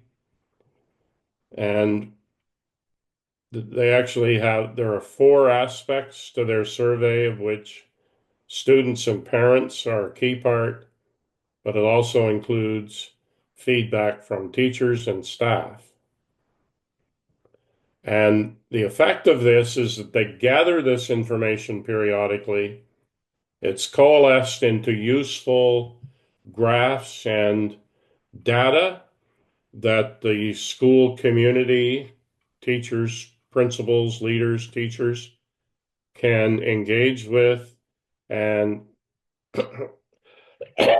excuse me, identify the areas where they're doing well and where the feedback indicates that they could do better. And all of this is linked to school improvement.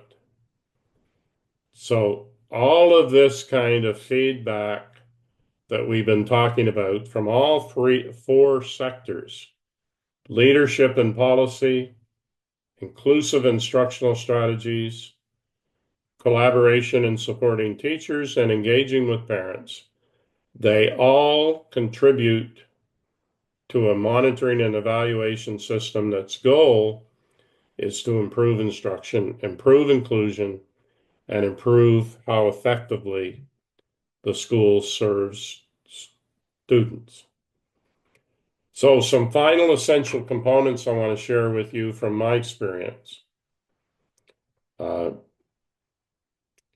And a system, a monitoring and evaluation system, needs to consider the need for more effective practices.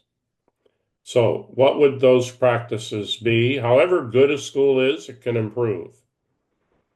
And what are the things that can be done to bring about that improvement? You need to gather feedback on student success. Now, that can take forms in different countries and different jurisdictions that might involve national or regional tests of competence in literacy and mathematics, various other things, science. Those can all go into the process, and each country will have its own distinct way to present objective, data-based student success measures. Collaborate with teachers to find solutions to challenges.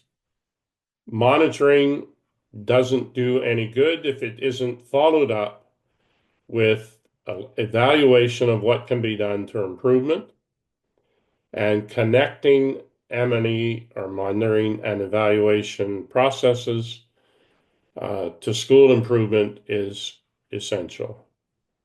And finally, school leaders who make schools inclusive and sustain inclusive practices have to persist and persevere in order to make sure that that continues. And that's the second set of two factors that I wanted to share with you this afternoon. Over to you, Diana. Gordon, thank you very much indeed. It's absolutely fascinating. You've been involved in so much work and across very, very many jurisdictions and working with different teachers in different setups and with a range of schools. It's just an enormous experience. And thank you so much for sharing all of that. It's absolutely fascinating. And there's clearly so much that we can do to make things better, which is really encouraging. I have got a couple of questions, if you are all right with that. One, I think, is a question for clarification, which someone has said when you speak about all students and inclusion for all, Are you including, let us say, young people and children with quite severe disabilities across the whole spectrum of those who are vulnerable to exclusion, as we might put it? Well, I do, yes. Yeah. I think our vision has to be all students belong with their peers in learning. And that's the real value of inclusion. So certainly I do include them. I do recognize that it takes different kinds of developmental work and different kinds of supports to make that possible. And clearly, some communities and schools will find that transition easier than others. But and the other thing is there are always exceptions. But I think here the like I've been a practical school teacher, principal, local administrator. I know the realities of individual children. I could name a dozen children who presented with very serious challenges that I've worked with over the years and had to innovate and find ways to deal with them effectively. And I acknowledge that there are exceptions. But here's the thing. We don't build systems for exceptions. Like we don't have to create special classrooms assuming that there are going to be 15 exceptions in a school of 300 students. Exceptions have to be truly exceptional. And that means that we've done everything we can and everything that's possible to provide for either full inclusion or some inclusion, whatever is realistic for the child. But it has to be based on the best interest of the child. It has to be based on robust application of the knowledge and skills we have about how to support students. And very, very few students would, in those circumstances, meet my measure of exceptions to the rule. Now, everybody's going to have a slight. Here's something that I've come to understand. I trust my judgment about exceptions, but I don't necessarily trust yours. If you're making a judgment about exceptions, then I'm going to want to monitor that and make sure that if I'm the decision maker, if I'm your supervisor, Diana, and I say yes, there are exceptions, and you go ahead and make a decision about an exception, I want to monitor that as your supervisor and make sure as much as possible that we're in alignment. So I think that this judgment about exceptions is a very personal thing, and it depends on our knowledge and understanding of the challenges. But I think a school system should have the target of 100%. Every child matters, every child can be included. And if there are exceptions, then there should be a very clear process to determine whether or not and on what basis those exceptions are put in place. And they're much too easy in most school systems today. Just awesomely inappropriate. Mm. Exceptions should be very difficult to uh, to have happen, to have acknowledged. Thank you. And I mean, that's very clear indeed, where you stand, and the onus is on us in schools to ensure that we do that, isn't it? Just there's a question here about collaboration, Gordon. The question is, how can collaboration become effective and not be seen as an additional burden for teachers? And maybe this is an organizational thing in a school, where in the school day or timetable or the week can these informal collaborations take place? Yeah, I think that's an important part of it is the organization of the school should make collaboration easy to accomplish and not a major burden to the teacher. Uh, I think that's critical. Another aspect that comes from the question goes back to one of the points I made in talking about support teachers. And that is, and I have in my family, I have teachers, people who are teachers. And I can tell you there's a tremendous difference between how a competent, experienced, well-trained, well-coached support teacher behaves, how they help classroom teachers, and how teachers receive and welcome their assistants compared to support teachers who do not meet those criteria.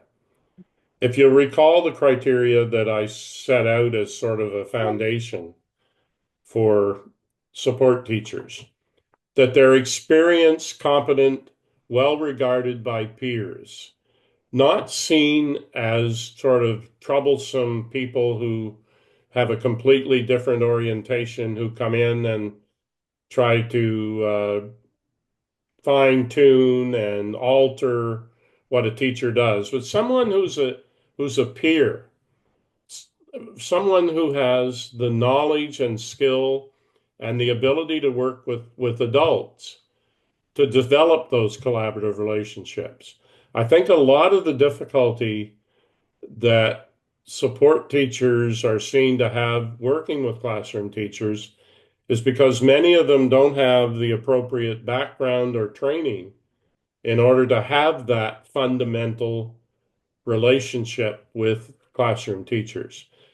Somebody who's specially trained in special education and maybe worked in a special school. I mean, I know there are so many different variations of practice within the communities in the three countries we're talking about. I mean, I'm sure the range is wider than we even imagine.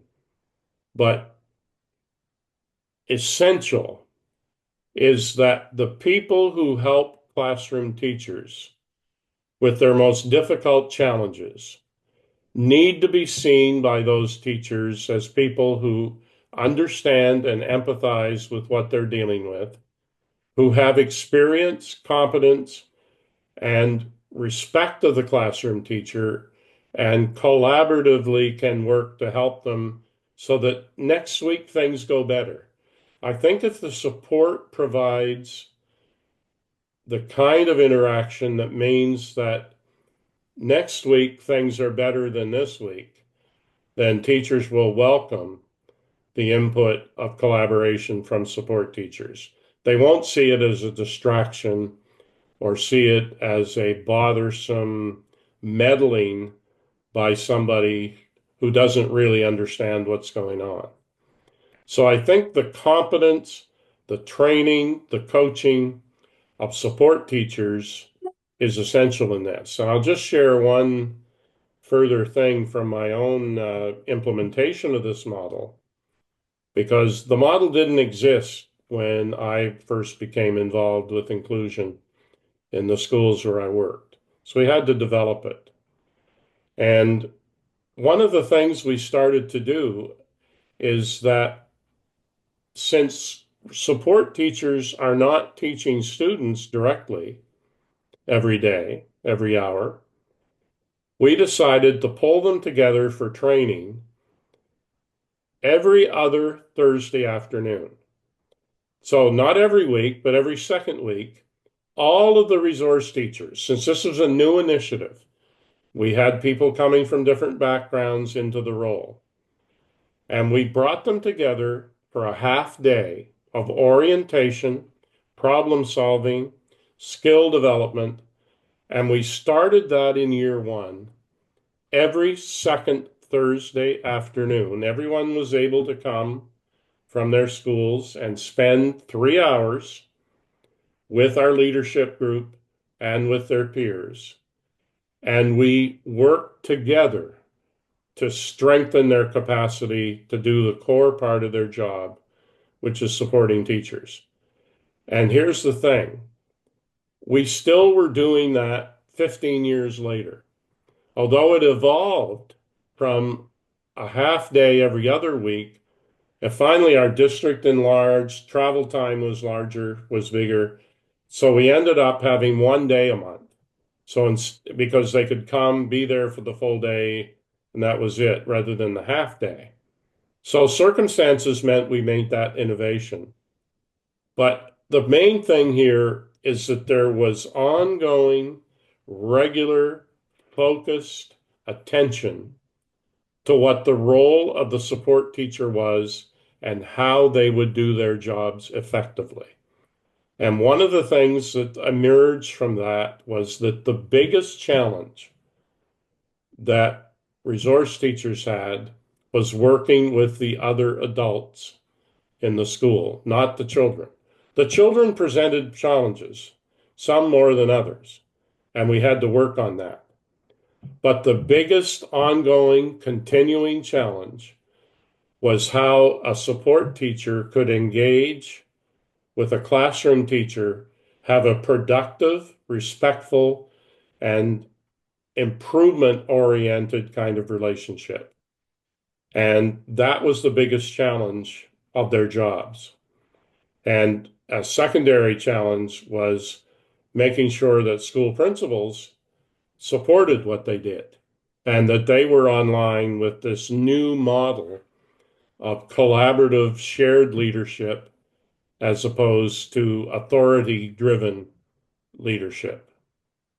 So that's a long answer to your question, but Thank you very much. You've actually covered what was in at least my next two questions, and that is very comprehensive answer. Thank you. And I think it's, in a sense, it's encouraging to hear that there are no quick fixes.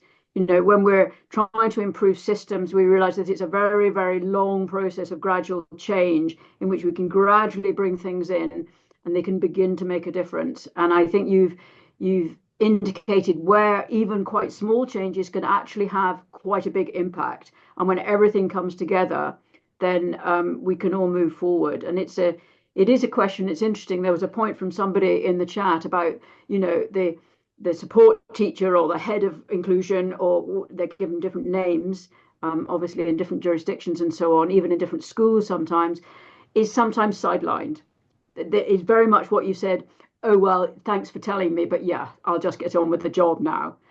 And I think obviously raising the understanding that the head of support, the support teacher, the person who's guiding support or leading the support team, as you said earlier on, is absolutely critical to the success of it all. So excuse me, Gordon, thank you very much indeed. Been absolutely fascinating listening to you. What we're going to do for the last few minutes is we have a few slides with some examples and really some considerations, perhaps, about other things that we might think about and include when we're talking about monitoring and evaluation around school. So we are going to touch on data collection in its different forms and so on, and we'll just move to that now.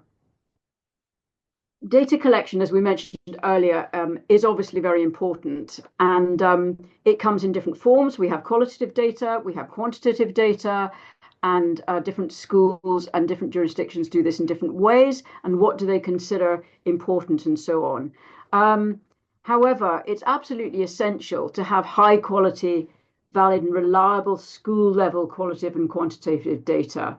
And this is always, as Gordon has also said, it's got to be for developing and making school improvement, making progress. That is why we're doing it, to build on strengths, to inform practice across all aspects of the school and enable the voices of all stakeholders to be heard and included in decision making. So main purposes, as we just said, we do that, inform decisions, and I would like to draw your attention here to a resource that's available. Again, it's online, it's an agency resource, it's open access, feel free to download it. And this has got a tool, CPDS framework. The CPDS is something that we've been working on. It's called Country Policy Development and Support. And it identifies a number of areas in which there are key points based around what the agency has called its key principles for inclusive education. And I was just going to say there will be an opportunity for individual countries to engage more with this project coming on shortly. But that framework is readily available to everybody to see some points for consideration and reflection about what is happening. Putting learners at the center of data collection. So who are our learners? We mustn't forget those that we're not quite so sure about, those who are out of school, hard to reach, vulnerable learners, and those who are at risk of marginalization and exclusion from any reason. And it's very important to have information from all learners because we need to know why things are happening.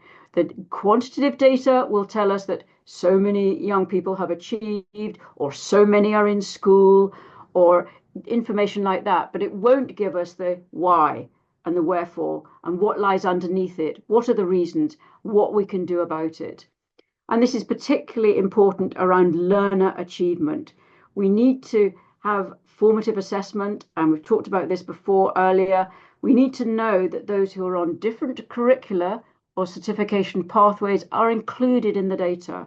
We're not just having how many young people have passed or got a certificate of achievement in an academic subject at a certain level, but we need much broader formative assessment frameworks in which other things are included in school, so that teachers are able to use this information for learning and for improvement, but not at school level just to label or segregate young people into different requirements, groups, and so on.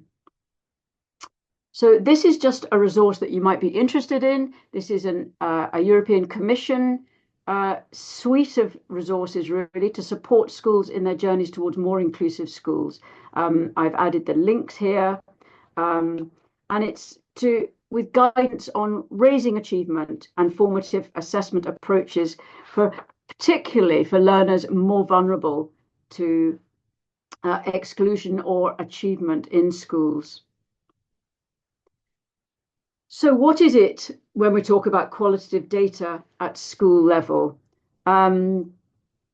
So it captures what lies behind. As I said before, it's the experience and views of stakeholders about the structures and processes that actually impact on their progress and well-being. Again, who are the stakeholders? Well, we're talking about everyone involved in education here. So it's a very broad understanding of stakeholders.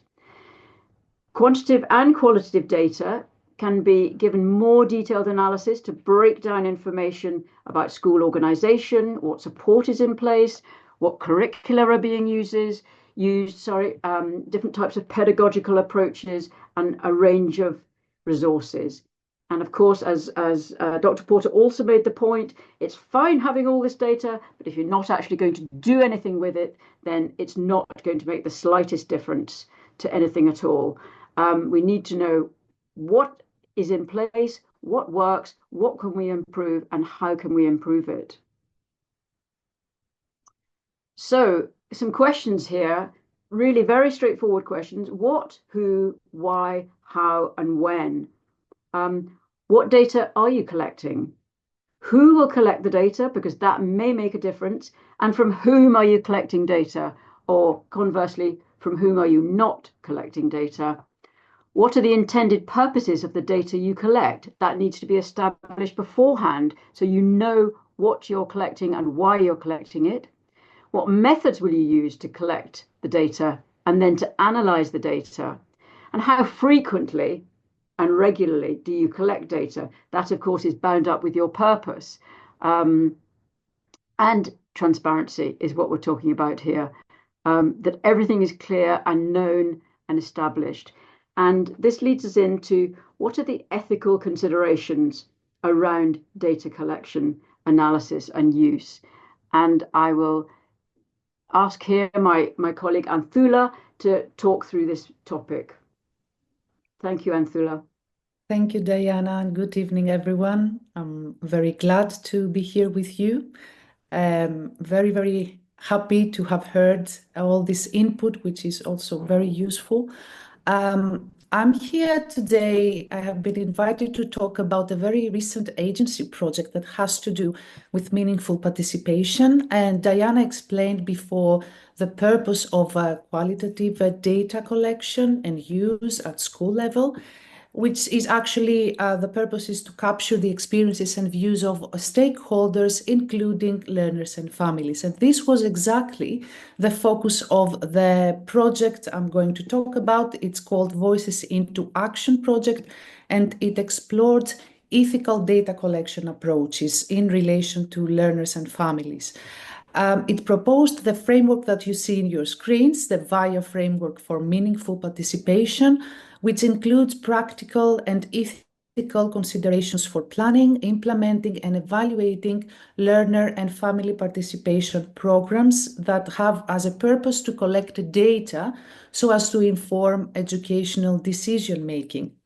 Now, as you see, this framework is circular and includes 4 interlinked key elements that must all be present when we design programs to listen to the voices of learners and families at school or at higher levels, regional or national level. So when we consult learners and families, we ensure that there is space, there is voice, audience, and influence, with learners and families at the center. Now, these 4 elements are drawn from the model of child participation developed by Laura Lundy, Professor Laura Lundy from Queen's University, Belfast. And we drew on these elements of Lundy's model, and we also included essential aspects of several other models to address practical and ethical issues at every stage of the consultation process, from initial ideas of how we're going to talk to learners and families to providing feedback and evaluation of the process. Now, specifically, space refers to the opportunity to be listened to provide a safe and inclusive environment to express views. Voice refers to providing support in expressing views, to provide the accessible means and to use appropriate knowledge and language. Audience has to do with the views that are communicated to someone with responsibility to listen actively. So it has to do with how to become a responsible and active listener. And influence means that views should be acted upon. We give appropriate feedback to the participants and agency. So moving on, if you can move on to the next slide, Diana, to explain a bit further the ethical considerations that are within these 4 elements. Throughout each element of the framework, as I told you, space, voice, audience, and influence, it is vital to consider ethical issues, and specifically ethical reflections on qualitative data collection, recognize and address all stakeholders' needs, backgrounds, and abilities. Now, these considerations have to do with accessibility, equity, and power, and we formed those into a checklist. So whenever we design an activity with learners and families, when we want to collect views and experiences from learners and families, it's useful to be reflective on the following questions, like who is not included in this process? Do people have access to the information they need to be able to give informed answers and opinions? What questions do we ask or we choose not to ask? Who sets or who asks the questions? Is there a power issue between the participants, the respondents, and the person asking the questions? Are we biased to give a certain type of response with the questions that we're using? Also, how we're going to analyze this information we get, how we make sense of this information, and in what ways is feedback given to participants? All of these questions are reflected in a list of resources we have used. If you go on, Diana, I want to discuss very briefly about some examples of resources we have produced, because an important aspect of the VIA project, the Voices into Action project, has been to create practical resources to policymakers, but also other education professionals. And you see here some examples. This may be adapted for use with different individual settings and groups of participants, but for example, we have included reflective questions at every stage of the consultation process, before, during, and after the activities. We have used methods such as the World Cafe, research methods for eliciting learner views, such as the learning walks. You might also, some of you know them as structured observations that usually they take place in evaluation of teachers' practice. We also provided advice for working with families, guidelines for working with vulnerable learners. As for example, we had nonverbal children in our activity, and we have provided some practical ideas of how we elicit views of nonverbal children. And we also provided advice on ethical issues, specific issues that have to do with providing consent or assent of people with more complex needs. And all these types of resources, we've gathered them in a toolkit, as we call them. If you go on, Diana, thank you. Now, this toolkit is an online, an open resource. You can check it out in our website. It's called the VIA Toolkit. This toolkit aims to support diverse stakeholders across all levels of education systems and help them to engage more actively and meaningfully with learners and families. It includes some background information, an overview of the European Union international policy in relation to children's and families' rights to participation. It also includes a conceptual framework, the VIA framework, as I explained before, but it includes a bit more details with practical checklists as the one I have discussed before. It also includes a library of member countries' examples and case studies that you can filter based on your topic. And it's also a resource library, a library of resources addressing issues related to learner and family participation. And as I said, you can check it online on our website. And along with the toolkit, you can see the video. I think this is my last slide.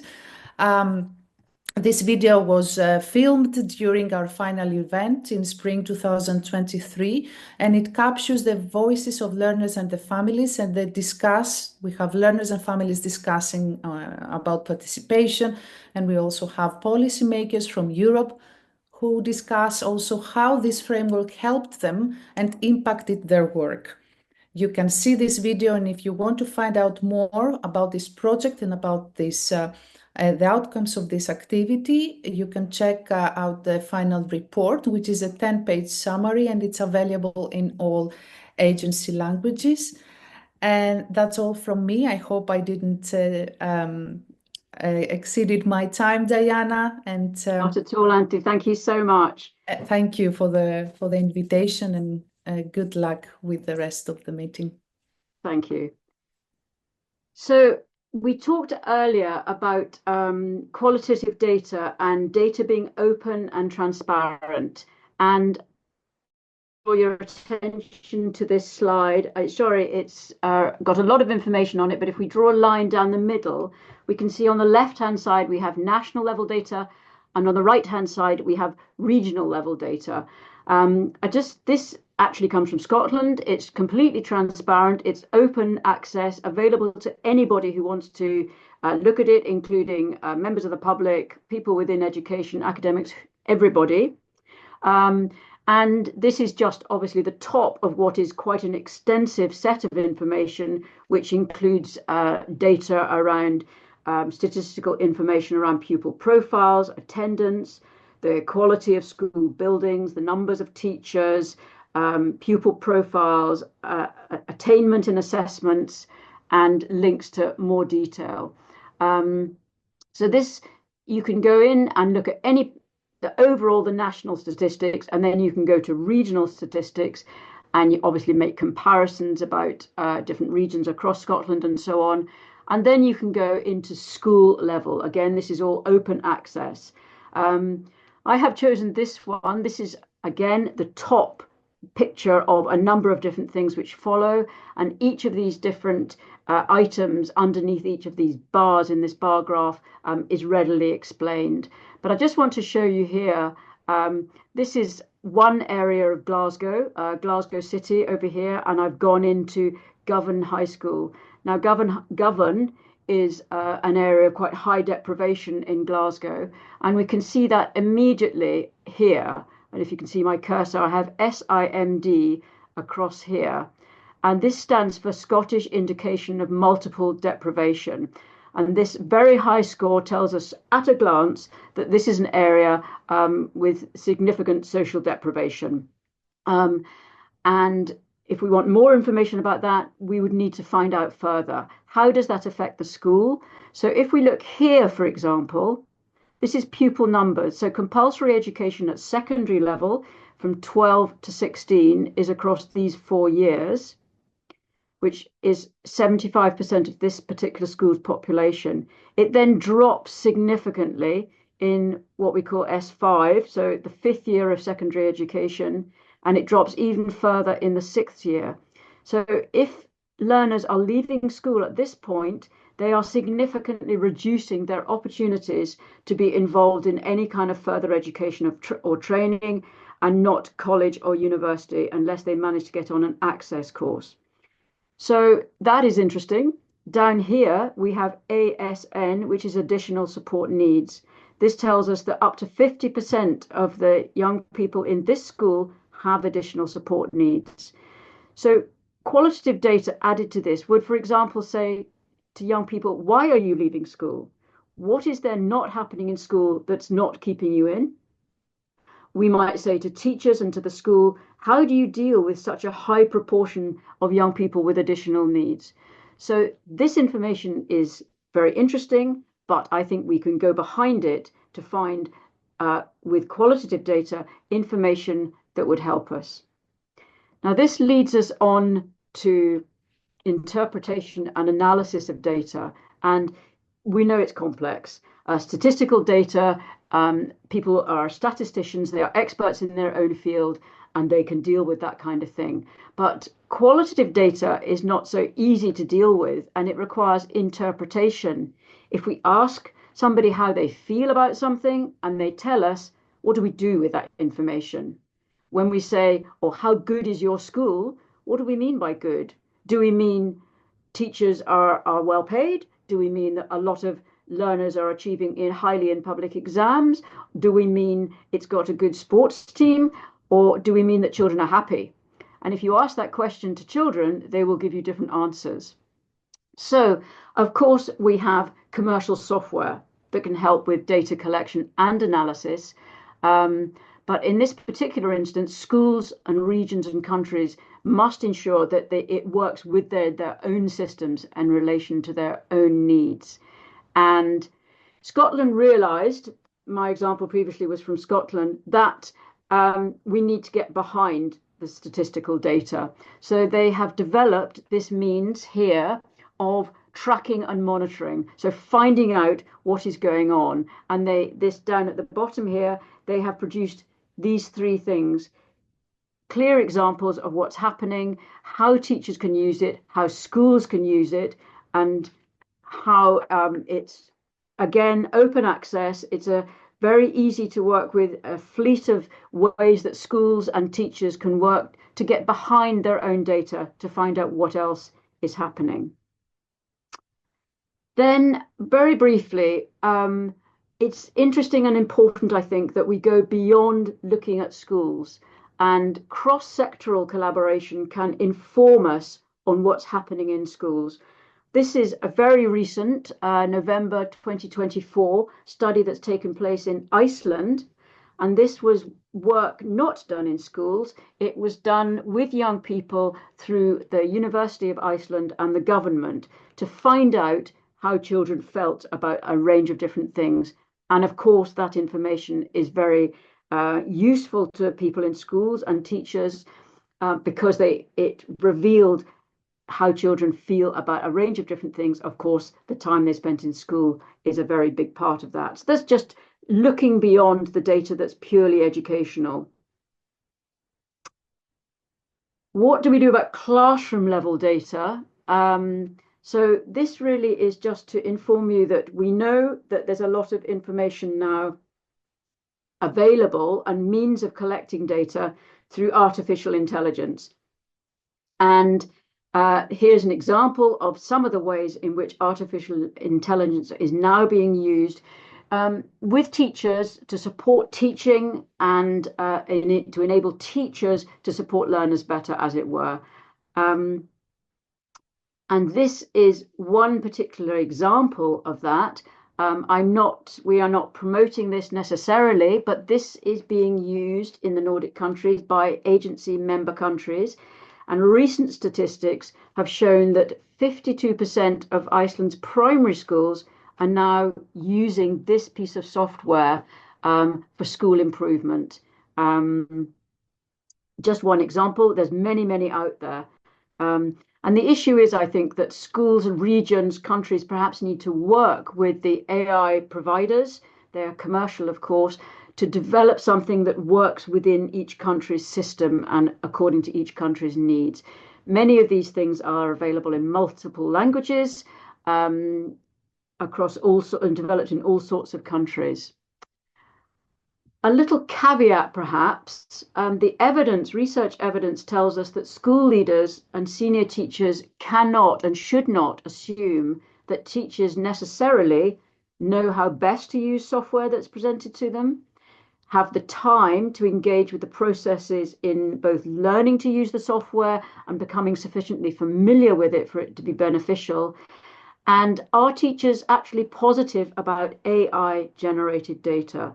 I think when the artificial intelligence is, for example, videoing classes and then coming back to say, give comments on teachers' performance, teachers aren't always necessarily positive about that by assumption.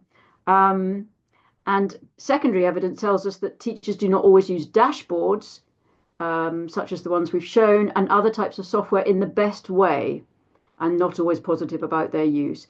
I think it's not intentional that teachers don't use it in the best way. It's often to do with how much time they have, whether it's presented to them and they're told to use it. Are they given training and direction and support? And analysis, of course, is another key feature here. This is one example of some research evidence that is out there. There's increasing amounts of university-based research and other NGOs, for example, doing research about the use of artificial intelligence in schools and for teachers. This is one paper, and it's an interesting one, but there are many, many others. So I just want to reiterate the final point here, really. We have to be careful that we know who we're collecting data on, and that this is an agency conceptual working paper that's been written, and I think the title suggests it all to you: out of school and out of data. I think when young people and other sorts of data is not there, it's not collected about them, and this goes back to our question of who are you collecting data about, who is present and not present, that if young people, some learners are not included in the data, then they may not be present, participating, learning, or achieving in the education system. And finally, to conclude, really, the aim of monitoring and evaluation and what we all want is high quality education for all learners. And this slide here just goes back to some of the key points that we want. It needs to be continuum of improvement. We've got to move forward. So we have to continue to monitor and evaluate, to set new targets, to involve stakeholders, to get to the bottom of why things are working or why things are working. And this needs to be part of a coherent national system. There is a point here that is not possible to transfer information directly from one country system to another. Therefore, I reiterate the point that it's important that countries develop their own systems. Of course, they can draw and will draw on everything that's available, but it needs to be very specially geared to their own needs. A comprehensive framework of quality assurance and accountability is needed. A framework that makes sense, that is coherent, where all the aspects of the educational system work together. And as a last point here, there's a resource that you can use, which was mentioned earlier, from the country policy development and support framework that's available for this. And thank you very much indeed. That brings us to the end of my PowerPoint. I'm going to stop sharing here. And just to say to you that we will be sharing our PowerPoints with you and a background paper with further information and all of the references that we have here. We will also share with you later on. It'll be in the coming week. And really, I would like to extend my thanks to you all for attending, and to Dr. Gordon Porter for his superb presentation to us all, which is so incredibly informative, Gordon. And we can't thank you enough for sharing all that with us, and also for all the input that you've been given to this support instrument that we are working on from your huge knowledge. And from myself and all at the agency and my colleagues who've worked behind the scenes and have not been seen but are very much there with us, we thank you all very much indeed for your attendance, and we look forward to seeing you at another of our webinars, which will be following early in 2025. Thank you very much indeed, and goodbye from all of us.